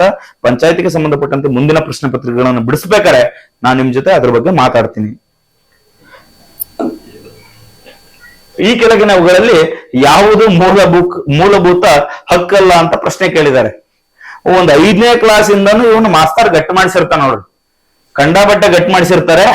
ಅದರಲ್ಲಿ ಯಾವುದಲ್ಲ ಅಂತ ಕೇಳಿದರೆ ನೆನ್ಪಿಡ್ಬೇಕು. ಮೂಲ ಸಂವಿಧಾನದಲ್ಲಿ 7 ಇದ್ವು ಮೂಲಭೂತ ಹಕ್ಕುಗಳ ಸಂಖ್ಯೆ, ಈಗ ಪ್ರಸ್ತುತ 6 ಇದೆ. ಮೂಲ ಸಂವಿಧಾನದಲ್ಲಿ ನಮ್ಗೆ ಎಷ್ಟಿದ್ವು? 7 ಇದ್ವು ಅಂತಕ್ಕಂಥದ್ದು. ಆ 7ನೇದು ಯಾವ್ದಾಗಿತ್ತು ಅಂದ್ರೆ ಸೊ ಅದರಲ್ಲಿ ಒಂದು ಆಸ್ತಿ ಹಕ್ಕಾಗಿತ್ತು. ಅಂದ್ರೆ ಸಮಾನತೆ ಹಕ್ಕು, ಸ್ವಾತಂತ್ರ್ಯದ ಹಕ್ಕು, ಶೋಷಣೆ ವಿರುದ್ಧದ ಹಕ್ಕು, ಈ ತರ ಏನ್ ಹಕ್ಕುಗಳಿದ್ವಲ್ಲ ಅದರಲ್ಲಿ ಆಸ್ತಿ ಹಕ್ಕು ಈಗ ಮೂಲಭೂತ ಹಕ್ಕಲ್ಲ. ಹಾಗಾದ್ರೆ ಆಸ್ತಿ ಹಕ್ಕು ಒಂದು ಕಾನೂನಿನ ಹಕ್ಕು, ಇದು ನೆನಪಿಡ್ರಿ. ಮೊನ್ನೆ PCL ಕೂಡ ಪ್ರಶ್ನೆ ರೈಸ್ ಆಗಿದೆ. ಸೊ ಹಾಗಾದ್ರೆ ಏನೆಲ್ಲ ಗೊತ್ತಿರಬೇಕು? 1978ರಲ್ಲಿ in the year of 1978, so 44ನೇ ಕಾನ್ಸ್ಟಿಟ್ಯೂಷನಲ್ ಅಮೆಂಡ್ಮೆಂಟ್ ಏನಿದೆಯಲ್ಲ, 44ನೇ ತಿದ್ದುಪಡಿಯ ಮೂಲಕ ಮೂಲಭೂತ ಪಟ್ಟಿಯ ಹಕ್ಕುಗಳಿಂದ ತೆಗೆದುಹಾಕಲಾಗಿತ್ತು. ಅಂದ್ರೆ ರಿಮೂವ್ ಮಾಡ್ತಾ ಇದೀವಿ, ಆಸ್ತಿ ಹಕ್ಕನ್ನ ಮೂಲಭೂತ ಹಕ್ಕು ಅಲ್ಲ, ಅದನ್ನ ರಿಮೂವ್ ಮಾಡ್ಬಿಟ್ಟು ನಾವೇನ್ ಮಾಡ್ತಾ ಇದೀವಿ, ಸೊ ಇದನ್ನ ಒಂದು ಕಾನೂನಿನ ಹಕ್ಕು ಆಗಿ ಮಾಡ್ತಾ ಇದೀವಿ. ಕಾನೂನಿನ ಹಕ್ಕು ಮಾಡೋದ್ರ ಮುಖಾಂತರ ಅದನ್ನ 300 ವಿಧಿ ಹೇಗೆ ಸೇರಿಸಲಾಗಿದೆ ಅಂತಕ್ಕಂಥದ್ದು ಇದು ಸ್ಪಷ್ಟತೆ ಇರಬೇಕು.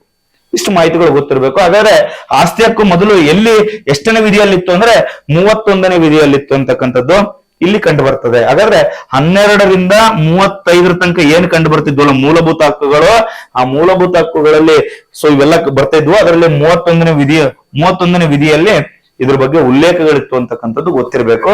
ಈಗ ಅದು ಕಾನೂನಿನ ಹಕ್ಕಾಗಿರೋದ್ರಿಂದ ಸೊ ಅದು ಪ್ರಸ್ತುತ 300ನೇ ವಿಧಿಯ ಏನಲ್ಲಿ ಕಂಡು ಬರ್ತದೆ ಅಂತಕ್ಕಂಥದ್ದು ನೀವು ಗೊತ್ತಿರಬೇಕು. ಪಂಚಾಯತ್ ರಾಜ್ ವ್ಯವಸ್ಥೆಯಲ್ಲಿ ಅಂದ್ರೆ PDOಗೆ ಸಂಬಂಧಪಟ್ಟಂತೆ ಕ್ವಶನ್ ರೇಸ್ ಆಗ್ಬೋದು, ಮತ್ತೆ ರೇಸ್ ಆಗ್ಬೋದು. ಪಂಚಾಯತ್ ರಾಜ್ ವ್ಯವಸ್ಥೆಯಲ್ಲಿರುವ ಆಡಳಿತ ಪದ್ಧತಿ ಯಾವುದು, ಅಡ್ಮಿನಿಸ್ಟ್ರೇಟಿವ್ ಸಿಸ್ಟಮ್ ಏನಿದೆ ಅಂತಕ್ಕಂಥದ್ದನ್ನ ನೋಡ್ತಾ ಹೋದ್ರೆ ಆಪ್ಷನ್ ಎ ಗ್ರಾಮ, ಬ್ಲಾಕ್, ಜಿಲ್ಲೆ ಮತ್ತು ರಾಜ್ಯ ಮಟ್ಟಗಳಲ್ಲಿನ 4 ಶ್ರೇಣಿಯ ಸ್ಥಳೀಯ ಸಂಸ್ಥೆಗಳ ಆಡಳಿತ ಪದ್ಧತಿ ಇತ್ತು ಅಂತಕ್ಕಂಥದ್ದು. ಆಪ್ಷನ್ ಬಿ ಗ್ರಾಮ ಮಟ್ಟದಲ್ಲಿನ ಒಂದೇ ಶ್ರೇಣಿಯ ಸ್ಥಳೀಯ ಸ್ವಯಂ ಆಡಳಿತ ವ್ಯವಸ್ಥೆಯಾಗಿತ್ತು. ಸೊ 2 ಆಪ್ಷನ್ ನೋಡಿದ್ವಿ. ಮೂರನೇದು ಗ್ರಾಮ ಮತ್ತು ಬ್ಲಾಕ್ ಮಟ್ಟಗಳಲ್ಲಿನ 2 ಶ್ರೇಣಿಯ ಸ್ವಯಂ ಸಂಸ್ಥೆಗಳ ಆಡಳಿತವಾಗಿತ್ತು ಅಂತಕ್ಕಂಥದನ್ನ ಹೇಳ್ತಾ ಇದ್ದಾರೆ. ಇಲ್ಲಿ 1, ಇಲ್ಲಿ 2, ಇಲ್ಲಿ 4 ಮಾತಾಡ್ತಾ ಇದ್ದಾರೆ. ಆಪ್ಷನ್ ಡಿ ಗ್ರಾಮ, ಬ್ಲಾಕ್ ಮತ್ತು ಜಿಲ್ಲೆ ಮಟ್ಟಗಳಲ್ಲಿನ 3 ಶ್ರೇಣಿಯ ಸ್ಥಳೀಯ ಸ್ವಯಂ ಆಡಳಿತ ವ್ಯವಸ್ಥೆ ಆಗಿತ್ತು. ಪಂಚಾಯತ್ ವ್ಯವಸ್ಥೆನೆ ಸ್ವಯಂ ಆಡಳಿತ ವ್ಯವಸ್ಥೆ, ತಪ್ಪೇನಿಲ್ಲ. ಸೊ ಆದ್ರೆ ಎಲ್ಲ ಕೂಡ ಮೆನ್ಷನ್ ಇದೆ, ಕರೆಕ್ಟ್ ಆಗಿದೆ. ಬಟ್ ಆದ್ರೆ ಇಲ್ಲಿ ಏನ್ ಕೇಳಿದರೆ ಪಂಚಾಯತ್ ರಾಜ್ ವ್ಯವಸ್ಥೆಯಲ್ಲಿರುವ ಆಡಳಿತ ಪದ್ಧತಿ ಎಷ್ಟು ಹಂತದ್ದಾಗಿತ್ತು ಅಥವಾ ಎಷ್ಟು ಶ್ರೇಣಿಯದ್ದಾಗಿತ್ತು ಅಂತಕ್ಕಂಥದ್ದು ನಿಮಗೆ ಸ್ಪಷ್ಟತೆ ಇರಲಿ. 3 ಹಂತದ್ದಾಗಿತ್ತು. ಎಲ್ಲಿ 3 ಅಂತಕ್ಕಂಥದ್ದು ಬಂದಿದೆಯಲ್ಲ, ಸೊ ಅದಾಗಿತ್ತು ಗ್ರಾಮ, ಬ್ಲಾಕ್ ಮತ್ತು ಜಿಲ್ಲಾ ಮಟ್ಟಗಳಲ್ಲಿ. ಅಂದ್ರೆ ಗ್ರಾಮ ಪಂಚಾಯಿತಿ, ತಾಲೂಕು ಪಂಚಾಯಿತಿ ಮತ್ತು ಜಿಲ್ಲಾ ಪಂಚಾಯಿತಿ ಮಟ್ಟಗಳಲ್ಲಿ 3 ಶ್ರೇಣಿಯ ಸ್ವಯಂ ಆಡಳಿತ ವ್ಯವಸ್ಥೆಯನ್ನ ಇವತ್ತು ನಮ್ಮ ಪಂಚಾಯತ್ ರಾಜ್ ವ್ಯವಸ್ಥೆಯಲ್ಲಿ ಇತ್ತು ಅಂತಕ್ಕಂಥದ್ದು ನಿಮ್ಗೆ ಗೊತ್ತಿರಬೇಕು. ಮತ್ತೊಂದಿಷ್ಟು ಮಾಹಿತಿಗಳನ್ನ ನೋಡ್ತಾ ಹೋಗೋಣ. ಹಾಗಾದ್ರೆ ಸರಿಯಾದ ಉತ್ತರ ಡಿ ಆಗಿರ್ತದೆ. ಇಲ್ಲಿ ನೋಡಿ, ಪಂಚಾಯತ್ ರಾಜ್ ವ್ಯವಸ್ಥೆ ಭಾರತದಲ್ಲಿ ಮೊದಲ ಬಾರಿಗೆ ಬಲವಂತರಾಯ ಮೆಹ್ತಾ ಸಮಿತಿಯ ಶಿಫಾರಸ್ಸಿನ ಮೇರೆಗೆ, ನೋಡಿ ಬಲವಂತರಾಯ ಮೆಹ್ತಾ ಮರೆಯಂಗಿಲ್ಲ ನೋಡ್ರಿ, ಬಲವಂತರಾಯ ಮೆಹ್ತಾ ಸಮಿತಿಯ ಶಿಫಾರಸ್ಸಿನ ಮೇರೆಗೆ ರಾಜಸ್ಥಾನದ ನಾಗೂರ್ ಅಂತಕ್ಕಂಥ ಸ್ಥಳದಲ್ಲಿ ಮೊದಲ ಬಾರಿಗೆ 1952ರಲ್ಲಿ ಅದಲ್ಲ ಸಾರಿ 1959ರಲ್ಲಿ ನಾವು ಅಕ್ಟೋಬರ್ 2ನೇ ತಾರೀಕು ಗಾಂಧೀಜಿ ಹುಟ್ಟಿದ ಬರ್ತದೆ ನೋಡ್ರಿ. ಆ ಟೈಮಲ್ಲಿ ಪ್ರಧಾನಮಂತ್ರಿ ಪಂಡಿತ್ ಜವಾಹರ್ಲಾಲ್ ನೆಹರೂರವರು ಮೊಟ್ಟ ಮೊದಲ ಭಾರತದ ಗ್ರಾಮ ಪಂಚಾಯಿತಿಯನ್ನ ಸೊ ಈ ಸ್ಥಳದಲ್ಲಿ ಉದ್ಘಾಟನೆ ಮಾಡ್ತಾರಂತಕ್ಕಂಥದ್ದು ನಮಗೆ ಗೊತ್ತಿರಬೇಕು. ಹಾಗಾದ್ರೆ ಪಂಚಾಯತ್ ರಾಜ್ ಪದ್ಧತಿಯಲ್ಲಿ ಗ್ರಾಮ, ಬ್ಲಾಕ್ ಅಂದ್ರೆ ತಾಲೂಕು, ಜಿಲ್ಲಾ ಮಟ್ಟದಲ್ಲಿ ಸೊ 3 ಶ್ರೇಣಿಯ ಸ್ಥಳೀಯ ಸ್ವಯಂ ಆಡಳಿತವನ್ನ ನಾವು ಇವತ್ತು ಹೊಂದಿದ್ವಿ ಅಂತಕ್ಕಂಥದ್ದು. ಹಾಗಾದ್ರೆ ಲಾರ್ಡ್ ರಿಪ್ಪನ್ ಅವರನ್ನ ಭಾರತದ ಸ್ಥಳೀಯ ಸಂಸ್ಥೆಗಳ ಪಿತಾಮಹ ಅಂತ ಕೂಡ ಕರೀತಾರೆ. ಬಹಳಷ್ಟು ಕ್ವಶನ್ಸ್ ಗಳನ್ನ ರೇಸ್ ಮಾಡಬಹುದು. ಮೊಟ್ಟ ಮೊದಲ ಬಾರಿಗೆ ಭಾರತದಲ್ಲಿ ವ್ಯವಸ್ಥಿತವಾಗಿ ವೈಯಕ್ತಿಕ ಆದಾಯ ತೆರಿಗೆ ಪದ್ಧತಿಯನ್ನ ಜಾರಿಗೆ ತಂದವರು ಯಾರು ಅಂತ ಕೇಳಿದ್ರೆ ಅದು ಲಾರ್ಡ್ ರಿಪ್ಪನ್ ಆಗಿರ್ತಾರೆ. ಹಾಗಾದ್ರೆ ಯಾರೆಲ್ಲ ಇತಿಹಾಸ ಪ್ರೇಮಿಗಳಿದ್ದೀರಲ್ಲ, ನಿಮಗೊಂದು ಕಿವಿ ಮಾತು ಅಥವಾ ಪ್ರಶ್ನೆ ಇದೆ. ಲಾರ್ಡ್ ರಿಪ್ಪನ್ ರವರ ಪೂರ್ತಿ ಹೆಸರೇನು ಅಂತಕ್ಕಂಥದನ್ನ ಕಮೆಂಟ್ ಮಾಡಿ ನೋಡೋಣ. ಸೊ ಭಾರತದ ಸ್ಥಳೀಯ ಸಂಸ್ಥೆಗಳ ಪಿತಾಮಹ. ಪ್ರತಿ ವರ್ಷ ಏಪ್ರಿಲ್ 24ನ್ನ ರಾಷ್ಟ್ರೀಯ ಪಂಚಾಯತ್ ದಿನ ಅಂತ ಆಚರಣೆ ಮಾಡ್ತೀವಿ. ರಾಷ್ಟ್ರೀಯ ಪಂಚಾಯತ್ ದಿನ ಅಂತ ಆಚರಣೆ ಮಾಡ್ತೀವಿ. ಏಪ್ರಿಲ್ 24 ಅನ್ನ ನೆನಪಿಟ್ಕೊಳ್ಳಿ. ಕರೆಂಟ್ ಅಫೇರ್ಸ್ ಮೇಲೆ ಕ್ವಶನ್ಸ್ ರೇಸ್ ಆಗ್ಬಹುದು, ಕರೆಂಟ್ ಅಫೇರ್ ಮೇಲೆ. ಯಾಕಂದ್ರೆ KS ಎಕ್ಸಾಮ್ಸ್ ಗಳು, PDOಗಳು, ವಿಲೇಜ್ ಅಕೌಂಟೆಂಟ್ ಕಂಟಿನ್ಯೂಸ್ ಇರೋದ್ರಿಂದ ಸೊ ಇದು 6 ತಿಂಗಳು ಸಿಲೆಬಸ್ ಒಳಗೆ ಕವರ್ ಆಗ್ತದೆ. ಏಪ್ರಿಲ್ ಈಗ ಕಳೆದ ತಿಂಗಳಾಗಿರೋದ್ರಿಂದ ಸೊ ಇದು ಕವರ್ ಆಗ್ತದೆ, ನೆನಪಿಟ್ಕೊಳ್ಳಿ. ಮತ್ತೆ ಸಂವಿಧಾನದ 73 ಮತ್ತು 74ನೇ ತಿದ್ದುಪಡಿ ಆಗ್ತದೆ. 73 ಮತ್ತು 74ನೇ ತಿದ್ದುಪಡಿ ಆಗ್ತದೆ. ಆದ್ರೆ 73ನೇ ತಿದ್ದುಪಡಿ ಪಂಚಾಯತ್ ಬಗ್ಗೆ ಇರ್ತದೆ, 74 ಮುನ್ಸಿಪಾಲಿಟಿಗಳ ಬಗ್ಗೆ ಇರ್ತದೆ. ಹಾಗಾಗಿ 73ನೇ ತಿದ್ದುಪಡಿಯ 1993 ಏಪ್ರಿಲ್ 24ರಂದು ಜಾರಿಗೆ ಬಂದಿದ್ದು ಸಂವಿಧಾನದ 11ನೇ ಸೂಚಿಗೆ. ಕಳೆದ ಒಂದು ಕ್ವಶನ್ ಅನ್ನ ಅನಾಲಿಸಿಸ್ ಮಾಡ್ಬೇಕಾದ್ರೆ ಕೂಡ ನೋಡಿದ್ವಿ, 29 ವಿಷಯಗಳನ್ನ ಕೂಡ ಒಳಗೊಂಡಿದೆ ಅಂತಕ್ಕಂಥದ್ದು. 74ನೇ ತಿದ್ದುಪಡಿ ಇದೆಯಲ್ಲ, ಅದು 18 ವಿಷಯಗಳನ್ನ ಅನುಸೂಚಿ 12ಕ್ಕೆ ಸೇರಿಸಲಾಗ್ತದೆ ಅಂತಕ್ಕಂಥದ್ದು. ಇಷ್ಟು ಮಾಹಿತಿಗಳು ಇರಬೇಕು. ಇದು ಜಸ್ಟ್ ಸುಮ್ನೆ ನಿಮಗೆ ಬ್ರೀಫ್ ಆಗಿ ಇಂಟ್ರೊಡಕ್ಷನ್ ಅನ್ನ ಕೊಟ್ಟಿದೀವಿ. ಅದಾದ್ರೆ ಸೊ ಪಂಚಾಯತಿಗೆ ಸಂಬಂಧಪಟ್ಟಂತೆ ಒಂದು 100 ಪ್ರಶ್ನೆಗಳ ಒಂದು ವಿಡಿಯೋವನ್ನ ನಾವು ಆದಷ್ಟು ಬೇಗ ತರ್ತೀವಿ ಅಂತಕ್ಕಂಥದ್ದು. ನೋಡೋಣ. ಸೊ ಪ್ರಶ್ನೆ ಸಂಖ್ಯೆ 10, ಭಾರತೀಯ ಯೋಜನಾ ರಜೆ ಕಾಲವನ್ನ ಎದುರಿಸಬೇಕಾಯಿತು. ಕೆಳಗಿನವುಗಳಲ್ಲಿ ಯಾವ ಅವಧಿಯನ್ನ ಯೋಜನಾ ರಜಾ ಕಾಲವೆಂದು ಘೋಷಿಸಲಾಗಿತ್ತು ಅಂತ ಕೇಳಿದ್ದಾರೆ. ಇಡೀ ಭವ್ಯ ಭಾರತದ ಇತಿಹಾಸದಲ್ಲಿ ಪಂಚವಾರ್ಷಿಕ ಯೋಜನೆಗಳಲ್ಲಿ 2 ರಜಾವಧಿಗಳು ಕಂಡು ಬರ್ತವೆ. ಆ 2 ರಜಾವಧಿಗಳು ಯಾವ್ದಂತ ಗೊತ್ತಿರಬೇಕು. ಫಸ್ಟ್ ಆಪ್ಷನ್ ಅನ್ನ ನೋಡೋಣ. ಫಸ್ಟ್ ಒಂದು 1966ರಿಂದ 69 ಇರಬೇಕು, ಇನ್ನೊಂದು 1990ರಿಂದ 92. ಇವೆರಡು ರಜಾವಧಿಗಳು ಕಂಡು ಬರ್ತವೆ. ಇಡೀ ಇತಿಹಾಸದಲ್ಲಿ ಅಂದ್ರೆ ಪಂಚವಾರ್ಷಿಕ ಯೋಜನೆಗಳ ಇತಿಹಾಸದಲ್ಲಿ 12 ಪಂಚವಾರ್ಷಿಕ ಯೋಜನೆಗಳು ಕಂಡು ಬರ್ತವೆ. 12 ಪಂಚವಾರ್ಷಿಕಗಳ ಮಾರ್ಗ ಮಧ್ಯದಲ್ಲಿ ನಮಗೆ 2 ರಜಾವಧಿ ಕಂಡು ಬರ್ತವೆ. ಆ 2 ರಜಾವಧಿಗಳು 1966ರಿಂದ 69 ಆಗಿರ್ಬೇಕು, ಇನ್ನೊಂದು 90ರಿಂದ 92 ಆಗಿರ್ಬೇಕು. ಹಾಗಾದ್ರೆ ಆಪ್ಷನ್ ಅನ್ನು ನೋಡ್ತಾ ಹೋಗೋಣ. 62ರಿಂದ 65, 66ರಿಂದ 69, 69ರಿಂದ 72, 72ರಿಂದ 75. ಅಂದ್ರೆ ಪ್ರತಿ 3 ವರ್ಷಕ್ಕೂ ಮ್ಯಾಚ್ ಮಾಡಿದಾನೆ. ಆದ್ರೆ ಇಲ್ಲಿರ್ತಕ್ಕಂತಹ ಯಾವುದೇ ಆಪ್ಷನ್ ಇದ್ರಾಗಿದ್ರೆ ಸೊ ನಾವು ಅದನ್ನ ಗೆಸ್ ಮಾಡಬಹುದು. ಸೊ ಇಲ್ಲಿ 90, 92 ಇವ್ಯಾವ ಮಾಹಿತಿನೇ ಇಲ್ಲ ಅಂದ್ರೆ ಸೊ ಇದೇನು ನಮಗೆ ಸಿಗ್ತಿಲ್ಲ. ಇರ್ತಕ್ಕಂಥದ್ದು 66, 69. Option B is the right answer.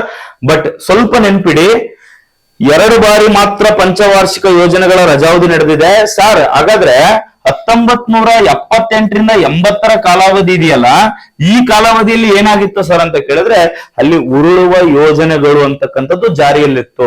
ಆವರ್ತ ಯೋಜನೆಗಳು ಅಂತ ಕರಿತೀವಿ. ಸ್ವೀಡನ್ ದೇಶದ ಗುನ್ನಾರ್ ಮಿಡ್ರಾಲ್ ಅಂತಕ್ಕಂಥವನು ಏಷ್ಯನ್ ಡ್ರಾಮಾ ಅಂತಕ್ಕಂಥ ಕೃತಿಯನ್ನು ಕೂಡ ಬರೆದಿದ್ರು, ಇತ್ತೀಚಿನ ಪ್ರಶ್ನೆ ಪತ್ರಿಕೆಯಲ್ಲಿ ಕಂಡಿತ್ತು. ಸೊ ಅವರ ಪರಿಕಲ್ಪನೆಯಲ್ಲಿ ಮುರಾರ್ಜಿ ದೇಸಾಯಿ ಅವರ ಸರ್ಕಾರ ಉರುಳುವ ಯೋಜನೆಯನ್ನ ಜಾರಿಗೆ ತಂದಿತ್ತು. ಆದ್ರೆ ಇದ್ಯಾವುದು ಕೂಡ ಪಂಚವಾರ್ಷಿಕ ಯೋಜನೆಯ ರಜಾ ಅವಧಿ ಅಲ್ಲ. ನೋಡ್ರಿ, ರಜೆಯ ಕಾಲ ಅಂತ ಕೇಳಿದಾನೆ, ರಜಾ ಅವಧಿ ಅಲ್ಲ. ಆವರ್ತ ಯೋಜನೆಗಳು ಜಾರಿಯಲ್ಲಿದ್ವು ಅಥವಾ ಉರುಳುವ ಯೋಜನೆಗಳು ಜಾರಿಯಲ್ಲಿದ್ವು, ವಾರ್ಷಿಕ ಯೋಜನೆಗಳು ಜಾರಿ ಇರ್ತವೆ. ಹಾಗಾಗಿ ಇದಕ್ಕೆ ಸರಿಯಾದ ಉತ್ತರ 1966ರಿಂದ 69. ಈ ಕಾಲಾವಧಿಯಲ್ಲಿ ಮಿತ್ರರೇ ಭಾರತದ ಹಸಿರು ಕ್ರಾಂತಿ ಅಂತಕ್ಕಂಥದ್ದು ತೀವ್ರ ಬೆಳವಣಿಗೆಯನ್ನು ಕಂಡಿತ್ತು. ಒಂದಿಷ್ಟು ಮಾಹಿತಿಗಳನ್ನ ನೋಡ್ತಾ ಹೋಗೋಣ. ನೋಡ್ರೆ, 66ರಿಂದ 69ರಲ್ಲಿ ಇದನ್ನ ಪಂಚವಾರ್ಷಿಕ ಯೋಜನೆಗಳ ಮೊದಲ ರಜಾವಧಿ ಎನ್ನುವರು. ಇದನ್ನ ಹಸಿರು ಕ್ರಾಂತಿ ಅವಧಿ ಕೂಡ ಅಂತ ಕರೀತಾರೆ. ಇದಕ್ಕೆ ನಾನೊಂದು ಪಾಯಿಂಟ್ ಅನ್ನ ಕೊಡ್ತೀನಿ. ಇದನ್ನ ಗೋಧಿ ಕ್ರಾಂತಿ ಅವಧಿ ಅಂತ ಕರೀತಾರೆ. ಇದನ್ನ ಎಂತ ಅವಧಿ ಅಂತ ಕರೀತಾರೆ? ಗೋಧಿ ಕ್ರಾಂತಿ ಅವಧಿ ಅಂತ ಕರೀತಾರೆ. ನೆನ್ಪಿಡ್ಬೇಕು ಇದನ್ನ, ಗೋಧಿ ಕ್ರಾಂತಿ ಅವಧಿ. ಹಸಿರು ಕ್ರಾಂತಿಯನ್ನ ಏನೆಂದು ಕರೆಯಲಾಗಿತ್ತು ಅಂತ ಕೇಳಿದ್ರೆ ಗೋಧಿ ಕ್ರಾಂತಿ ಅವಧಿ ಎಂದು ಕರೆಯಲಾಗಿತ್ತು.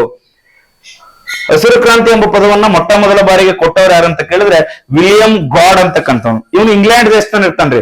ವಿಲಿಯಂ ಗಾಡ್ ಅಂತಕ್ಕಂಥವ್ನು ಮೊಟ್ಟ ಮೊದಲ ಬಾರಿಗೆ ಈ ಪದವನ್ನ ಕೊಡ್ತಾನೆ ಅಂತಕ್ಕಂಥದ್ದು. ಸೊ ಜಗತ್ತಿನ ಹಸಿರು ಕ್ರಾಂತಿಯ ಪಿತಾಮಹ ಯಾರು ಅಂತ ಕೇಳ್ತಾರೆ. ನೋಡ್ರಿ, ಪದವನ್ನ ಕೊಟ್ಟರು ವಿಲಿಯಂ ಗಾಡ್. ಜಗತ್ತಿನ ಹಸಿರು ಕ್ರಾಂತಿಯ ಪಿತಾಮಹ ಯಾರು ಅಂತ ಕೇಳಿದ್ರೆ ನಾರ್ಮನ್ ಬೋರ್ಲಾಗ್ ಅಂತಕ್ಕಂಥದ್ದು.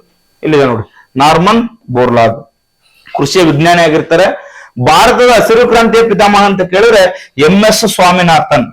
MS ಸ್ವಾಮಿನಾಥನ್ ಹಸಿರು ಕ್ರಾಂತಿಯಿಂದ ಹೆಚ್ಚು ಲಾಭ ಪಡೆದ ರಾಜ್ಯಗಳೆಂದರೆ ಪಂಜಾಬ್. ಅಂದ್ರೆ ಹಸಿರು ಕ್ರಾಂತಿ ಮೊದಲು ಆರಂಭಗೊಂಡಿದ್ದು ಭಾರತದಲ್ಲಿ ಅಂತ ಎಲ್ಲಿ ಅಂತ ಕೇಳಿದ್ರೆ ಪಂಜಾಬ್ ಅಂತಾನೆ ಹೇಳ್ಬೇಕು, ಮತ್ತು ಹರಿಯಾಣ. ಸರಿ, ಯಾಕೆ ಮತ್ತು ಅಂತ ಕೊಟ್ಟಿದ್ದಾರೆ ಅಂತ ಕೇಳಿದ್ರೆ ಮಿತ್ರರೇ, ಪಂಜಾಬ್ ಮತ್ತು ಹರಿಯಾಣ ರಾಜ್ಯಗಳು 1965ರಲ್ಲಿ ಇವೆರಡು ಒಂದೇ ಆಗಿರ್ತವೆ. ಶಾ ಆಯೋಗದ ವರದಿಯಂತೆ 1966ರಲ್ಲಿ ಪಂಜಾಬ್ ಮತ್ತು ಹರಿಯಾಣ ರಾಜ್ಯಗಳನ್ನ ಬೇರ್ಪಡಿಸಲಾಗ್ತದೆ. ಹಾಗಾಗಿ ಸೊ ಪಂಜಾಬ್ ಮತ್ತು ಹರಿಯಾಣ, ಆದ್ರೆ ಫಸ್ಟ್ ಪ್ಲೇಸ್ ಪಂಜಾಬ್ ಗೊತ್ತಿರಬೇಕು. 2002ರ ಒಂದು ಸಬ್ ಇನ್ಸ್ಪೆಕ್ಟರ್ ಎಕ್ಸಾಮ್ಸ್ ನಲ್ಲೂ ಕೂಡ ಪ್ರಶ್ನೆ ಕೇಳಿದಾರೆ ಅಂತಕ್ಕಂಥದ್ದು. ಹಸಿರು ಕ್ರಾಂತಿಯ ತಳಿಗಳೆಂದರೆ ಗೋಧಿ ಮತ್ತು ಭತ್ತದ ತಳಿಗಳು. ಹಂಗಾದ್ರೆ ಹಸಿರು ಕ್ರಾಂತಿಯಲ್ಲಿ ಅತಿ ಹೆಚ್ಚು ಯಾವುದಕ್ಕೆ ಪ್ರಿಫರೆನ್ಸ್ ಕೊಡಲಾಗಿತ್ತು ಅಂತ ಕೇಳಿದ್ರೆ ಗೋಧಿ ಮತ್ತು ಭತ್ತ ಅಂತ ಹೇಳ್ಬೇಕು. ಸರ್ ಹಾಗಾದ್ರೆ ಇಲ್ಲೊಂದಿಷ್ಟು ಮಾಹಿತಿಗಳನ್ನ ನೋಡ್ತಾ ಹೋಗೋಣ. ಗೋಧಿಗೆ ಸಂಬಂಧಿಸಿದಂತೆ ನೋಡ್ರಿ, ಅಮೆರಿಕದಲ್ಲಿ ಮೆಕ್ಸಿಕನ್ ಗಿಡ್ಡ ಅಂತಕ್ಕಂಥದ್ದು, ಭಾರತದಲ್ಲಿ ಲೇಮ್ರಾ ರೋಸಾ, ಸೋನಾರ್ 64 ಈ ತರ ತಳಿಗಳನ್ನ ಪರಿಚಯಿಸಲಾಗಿತ್ತು ಅಂತಕ್ಕಂಥದ್ದು. ಇತ್ತೀಚೆಗೆ ಒಂದು ಪ್ರಶ್ನೆ ಪತ್ರಿಕೆ RSI ಪ್ರಶ್ನೆ ಪತ್ರಿಕೆಯಲ್ಲಿ ಕೇಳಿದ್ರು, RHDL 13 ಅಂತಕ್ಕಂಥದ್ದು ಯಾವುದು ಅಂತ ಕೇಳಿದ್ರು. ಅದೊಂದು ಗೋಧಿ ತಳಿ, ಅರೆಕುಬ್ಜ ಗೋಧಿ ತಳಿ. ಇದನ್ನ ಇಂಗ್ಲೆಂಡ್ ದೇಶದವರು ರಿಸರ್ಚ್ ಮಾಡ್ತಾ ಇದ್ರು ಅಂತಕ್ಕಂಥದ್ದು ಗೊತ್ತಾಗ್ತದೆ. ಹಾಗಾದ್ರೆ ಒಂದು ಪ್ರಶ್ನೆ ಈ ರೀತಿ ಇದೆ, ಭಾರತ ಹಸಿರು ಕ್ರಾಂತಿ ಅವಧಿಯಲ್ಲಿ ಗೋಧಿ ತಳಿಯನ್ನ ಯಾವ ದೇಶದಿಂದ ಎರವಲು ಪಡೆದಿತ್ತು ಅಂತ ಕೇಳ್ತಾರೆ. ಮೆಕ್ಸಿಕೋ ಅಂತ ಹೇಳ್ಬೇಕು. ಮೆಕ್ಸಿಕೋ ಗೋಧಿ ತಳಿಯನ್ನ ಯಾವ ದೇಶದಿಂದ ಎರವಲು ಪಡೆದಿದ್ವಿ? ಮೆಕ್ಸಿಕೋದಿಂದ ಪಡೆದಿದ್ವಿ. ಹಾಗಾದ್ರೆ ಭತ್ತದ ತಳಿಯನ್ನ ಯಾವ ದೇಶದಿಂದ? ನೋಡ್ರಿ, ಹಸಿರು ಕ್ರಾಂತಿ ಅವಧಿಯಲ್ಲೇ ಮಾತಾಡ್ತಾ ಇದ್ದೀನಿ ನಾನು, ಯಾಕಂದ್ರೆ ಭತ್ತದ ಕುರುಗಳು ಸಿಂಧು ನಾಗರಿಕತೆಯಲ್ಲಿ ಸಿಕ್ಕಿದ್ವು ಅಂತಕ್ಕಂಥದ್ದು ಇತಿಹಾಸ ಇದೆ. ಹಾಗಾದ್ರೆ ಈ ಭತ್ತದ ತಳಿಗಳನ್ನ ಯಾವ ದೇಶದಿಂದ ಎರವಲು ಪಡೆಯಲಾಗಿತ್ತು? ಹಸಿರು ಕ್ರಾಂತಿಯಲ್ಲಿ ಪರ್ಟಿಕ್ಯುಲರ್ ಮೆನ್ಷನ್ ಮಾಡ್ತಾ ಇದೀವಿ. ಹಸಿರು ಕ್ರಾಂತಿಯಲ್ಲಿ ಭತ್ತದ ತಳಿಗಳನ್ನ ಯಾವ ದೇಶದಿಂದ ಎರವಲು ಪಡೆಯಲಾಗಿತ್ತು ಅಂತ ಕೇಳಿದ್ರೆ ಫಿಲಿಪೈನ್ಸ್ ಅಂತ ಹೇಳ್ಬೇಕು. ಫಿಲಿಪೈನ್ಸ್ ಈ ರೀತಿ. ಹಾಗಾದ್ರೆ ಪ್ರಶ್ನೆ ನಿಮ್ಗೆಲ್ಲರಿಗೂ ಒಂದು, ಫಿಲಿಪೈನ್ಸ್ ಅನ್ನ ಏನೆಂದು ಕರೆಯಲಾಗ್ತದೆ ಅಂದ್ರೆ ಅದಕ್ಕೆ ಉಪನಾಮ ಏನು ಅಂತ ಕೇಳಿದ್ರೆ ಕಮೆಂಟ್ ಮಾಡಿ ನೋಡೋಣ. ಫಿಲಿಪೈನ್ಸ್ ಅನ್ನ ಏನೆಂದು ಕರೆಯಲಾಗ್ತದೆ ಅಂದ್ರೆ ಒಂದೊಂದು ರಾಷ್ಟ್ರಕ್ಕೆ ಒಂದೊಂದು ಉಪನಾಮಗಳಿರ್ತದೆ. ಈಗ ಲಿಲ್ಲಿಗಳ ನಾಡು ಕೆನಡಾ, ಮ್ಯಾಪಲ್ಗಳ ನಾಡು ಕೆನಡಾ, ಕಾಂಗೋರಗಳ ನಾಡು ಆಸ್ಟ್ರೇಲಿಯಾ, ಈ ತರ ಇದೆಯಲ್ಲ. ಹಂಗೆ ಫಿಲಿಪೈನ್ಸ್ ಏನಂತ ಕರೀತಾರೆ ಅಂದ್ರೆ ಓರಿಯೆಂಟಲ್ ಸಮುದ್ರದ ಮುತ್ತು. ಏನಂತ ಕರೀತಾರೆ? ಓರಿಯೆಂಟಲ್ ಸಮುದ್ರದ ಮುತ್ತು. ಮುತ್ತು ಅಂತ ಕರೀತಾರೆ. ಕೇಳ್ತಾನೆ, ಓರಿಯೆಂಟಲ್ ಸಮುದ್ರದ ಮುತ್ತು ಎಂದು ಈ ಕೆಳಗಿನ ಯಾವ ದೇಶವನ್ನ ಕರೆಯಲಾಗ್ತದೆ ಅಂದ್ರೆ ಫಿಲಿಪೈನ್ಸ್ ಅಂತ ಹೇಳ್ಬೇಕು. ಫಿಲಿಪೈನ್ಸ್ ಅಂತಕ್ಕಂಥದ್ದು. ಈ ತರ IARI ಅಂತಕ್ಕಂಥ ಸಂಸ್ಥೆ ಕೂಡ ಅಲ್ಲೇ ಇದೆ ಅಂತಕ್ಕಂಥದ್ದು. ಈ ತರ ಹಲವಾರು ಮಾಹಿತಿಗಳೊಂದಿಗೆ ನಾವು ಅಧ್ಯಯನಗಳನ್ನ ಮಾಡ್ಬೇಕಾಗ್ತದೆ ಅಂತಕ್ಕಂಥದ್ದು. ಒಂದಿಷ್ಟು ಪೂರಕ ಜ್ಞಾನಗಳು ಗೊತ್ತಿದ್ರೆ ಬಹಳ ಒಳ್ಳೇದಾಗ್ತದೆ ಅಂತಕ್ಕಂಥದ್ದು. ಹಾಗಾದ್ರೆ ಎರಡನೇ ಏನು ರಜಾವಧಿ ಇತ್ತಲ್ಲ 1990ರಿಂದ 92 ಏನಿತ್ತಲ್ಲ, ಇದು ಕೈಗಾರಿಕಾ ಕ್ರಾಂತಿ. ಒಂದನೇದು ಹಸಿರು ಕ್ರಾಂತಿ, ಎರಡನೇದು ಕೈಗಾರಿಕಾ ಕ್ರಾಂತಿ ಆಗಿತ್ತು ಅಂತಕ್ಕಂಥದ್ದು. ಮುಂಬರುವ 2020 ಪ್ರಶ್ನೆಗಳನ್ನ ತಗೊಂಡಾಗ ಅಲ್ಲೊಂದು ಪಾಯಿಂಟ್ ಇದೆ, ಲರ್ಮ್ಸ್ ಅಂತಕ್ಕಂಥದ್ದು. ಅದನ್ನ ಮಾತಾಡ್ಬೇಕಾದ್ರೆ ಕೈಗಾರಿಕಾ ನೀತಿಯ ಬಗ್ಗೆ ಮಾತಾಡ್ತೀನಿ. ಇಲ್ಲೆಂಗ್ ಹಸಿರು ಕ್ರಾಂತಿ ಬಗ್ಗೆ ಮಾತಾಡಿದೀವಲ್ಲ, ಅಲ್ಲಿ ಕೈಗಾರಿಕಾ ಕ್ರಾಂತಿ ಬಗ್ಗೆ ಮಾತಾಡ್ತೀನಿ ಅಂತಕ್ಕಂಥದ್ದು ತಮ್ಮೆಲ್ಲರಿಗೂ ಇರಲಿ. ಒಟ್ಟಾರೆ ಈ ಒಂದಿಷ್ಟು ಪ್ರಶ್ನೆಗಳ ಜೊತೆಗೆ ಸಾಕಷ್ಟು ಅಧ್ಯಯನಗಳನ್ನ ಮಾಡಿದ್ವಿ ಅಂತಕ್ಕಂಥದ್ದು. ಮುಂದಿನ ದಿನಮಾನದಲ್ಲಿ ಮುಂದಿನ ಒಂದಿಷ್ಟು ಪ್ರಶ್ನೆ ಪತ್ರಿಕೆಗಳೊಂದಿಗೆ ನಿಮ್ಮೊಂದಿಗೆ ಭೇಟಿ ಆಗ್ತೀನಿ. ತಮ್ಮೆಲ್ಲರಿಗೂ ಒಳ್ಳೆಯದಾಗ್ಲಿ. ಶುಭ ದಿನ.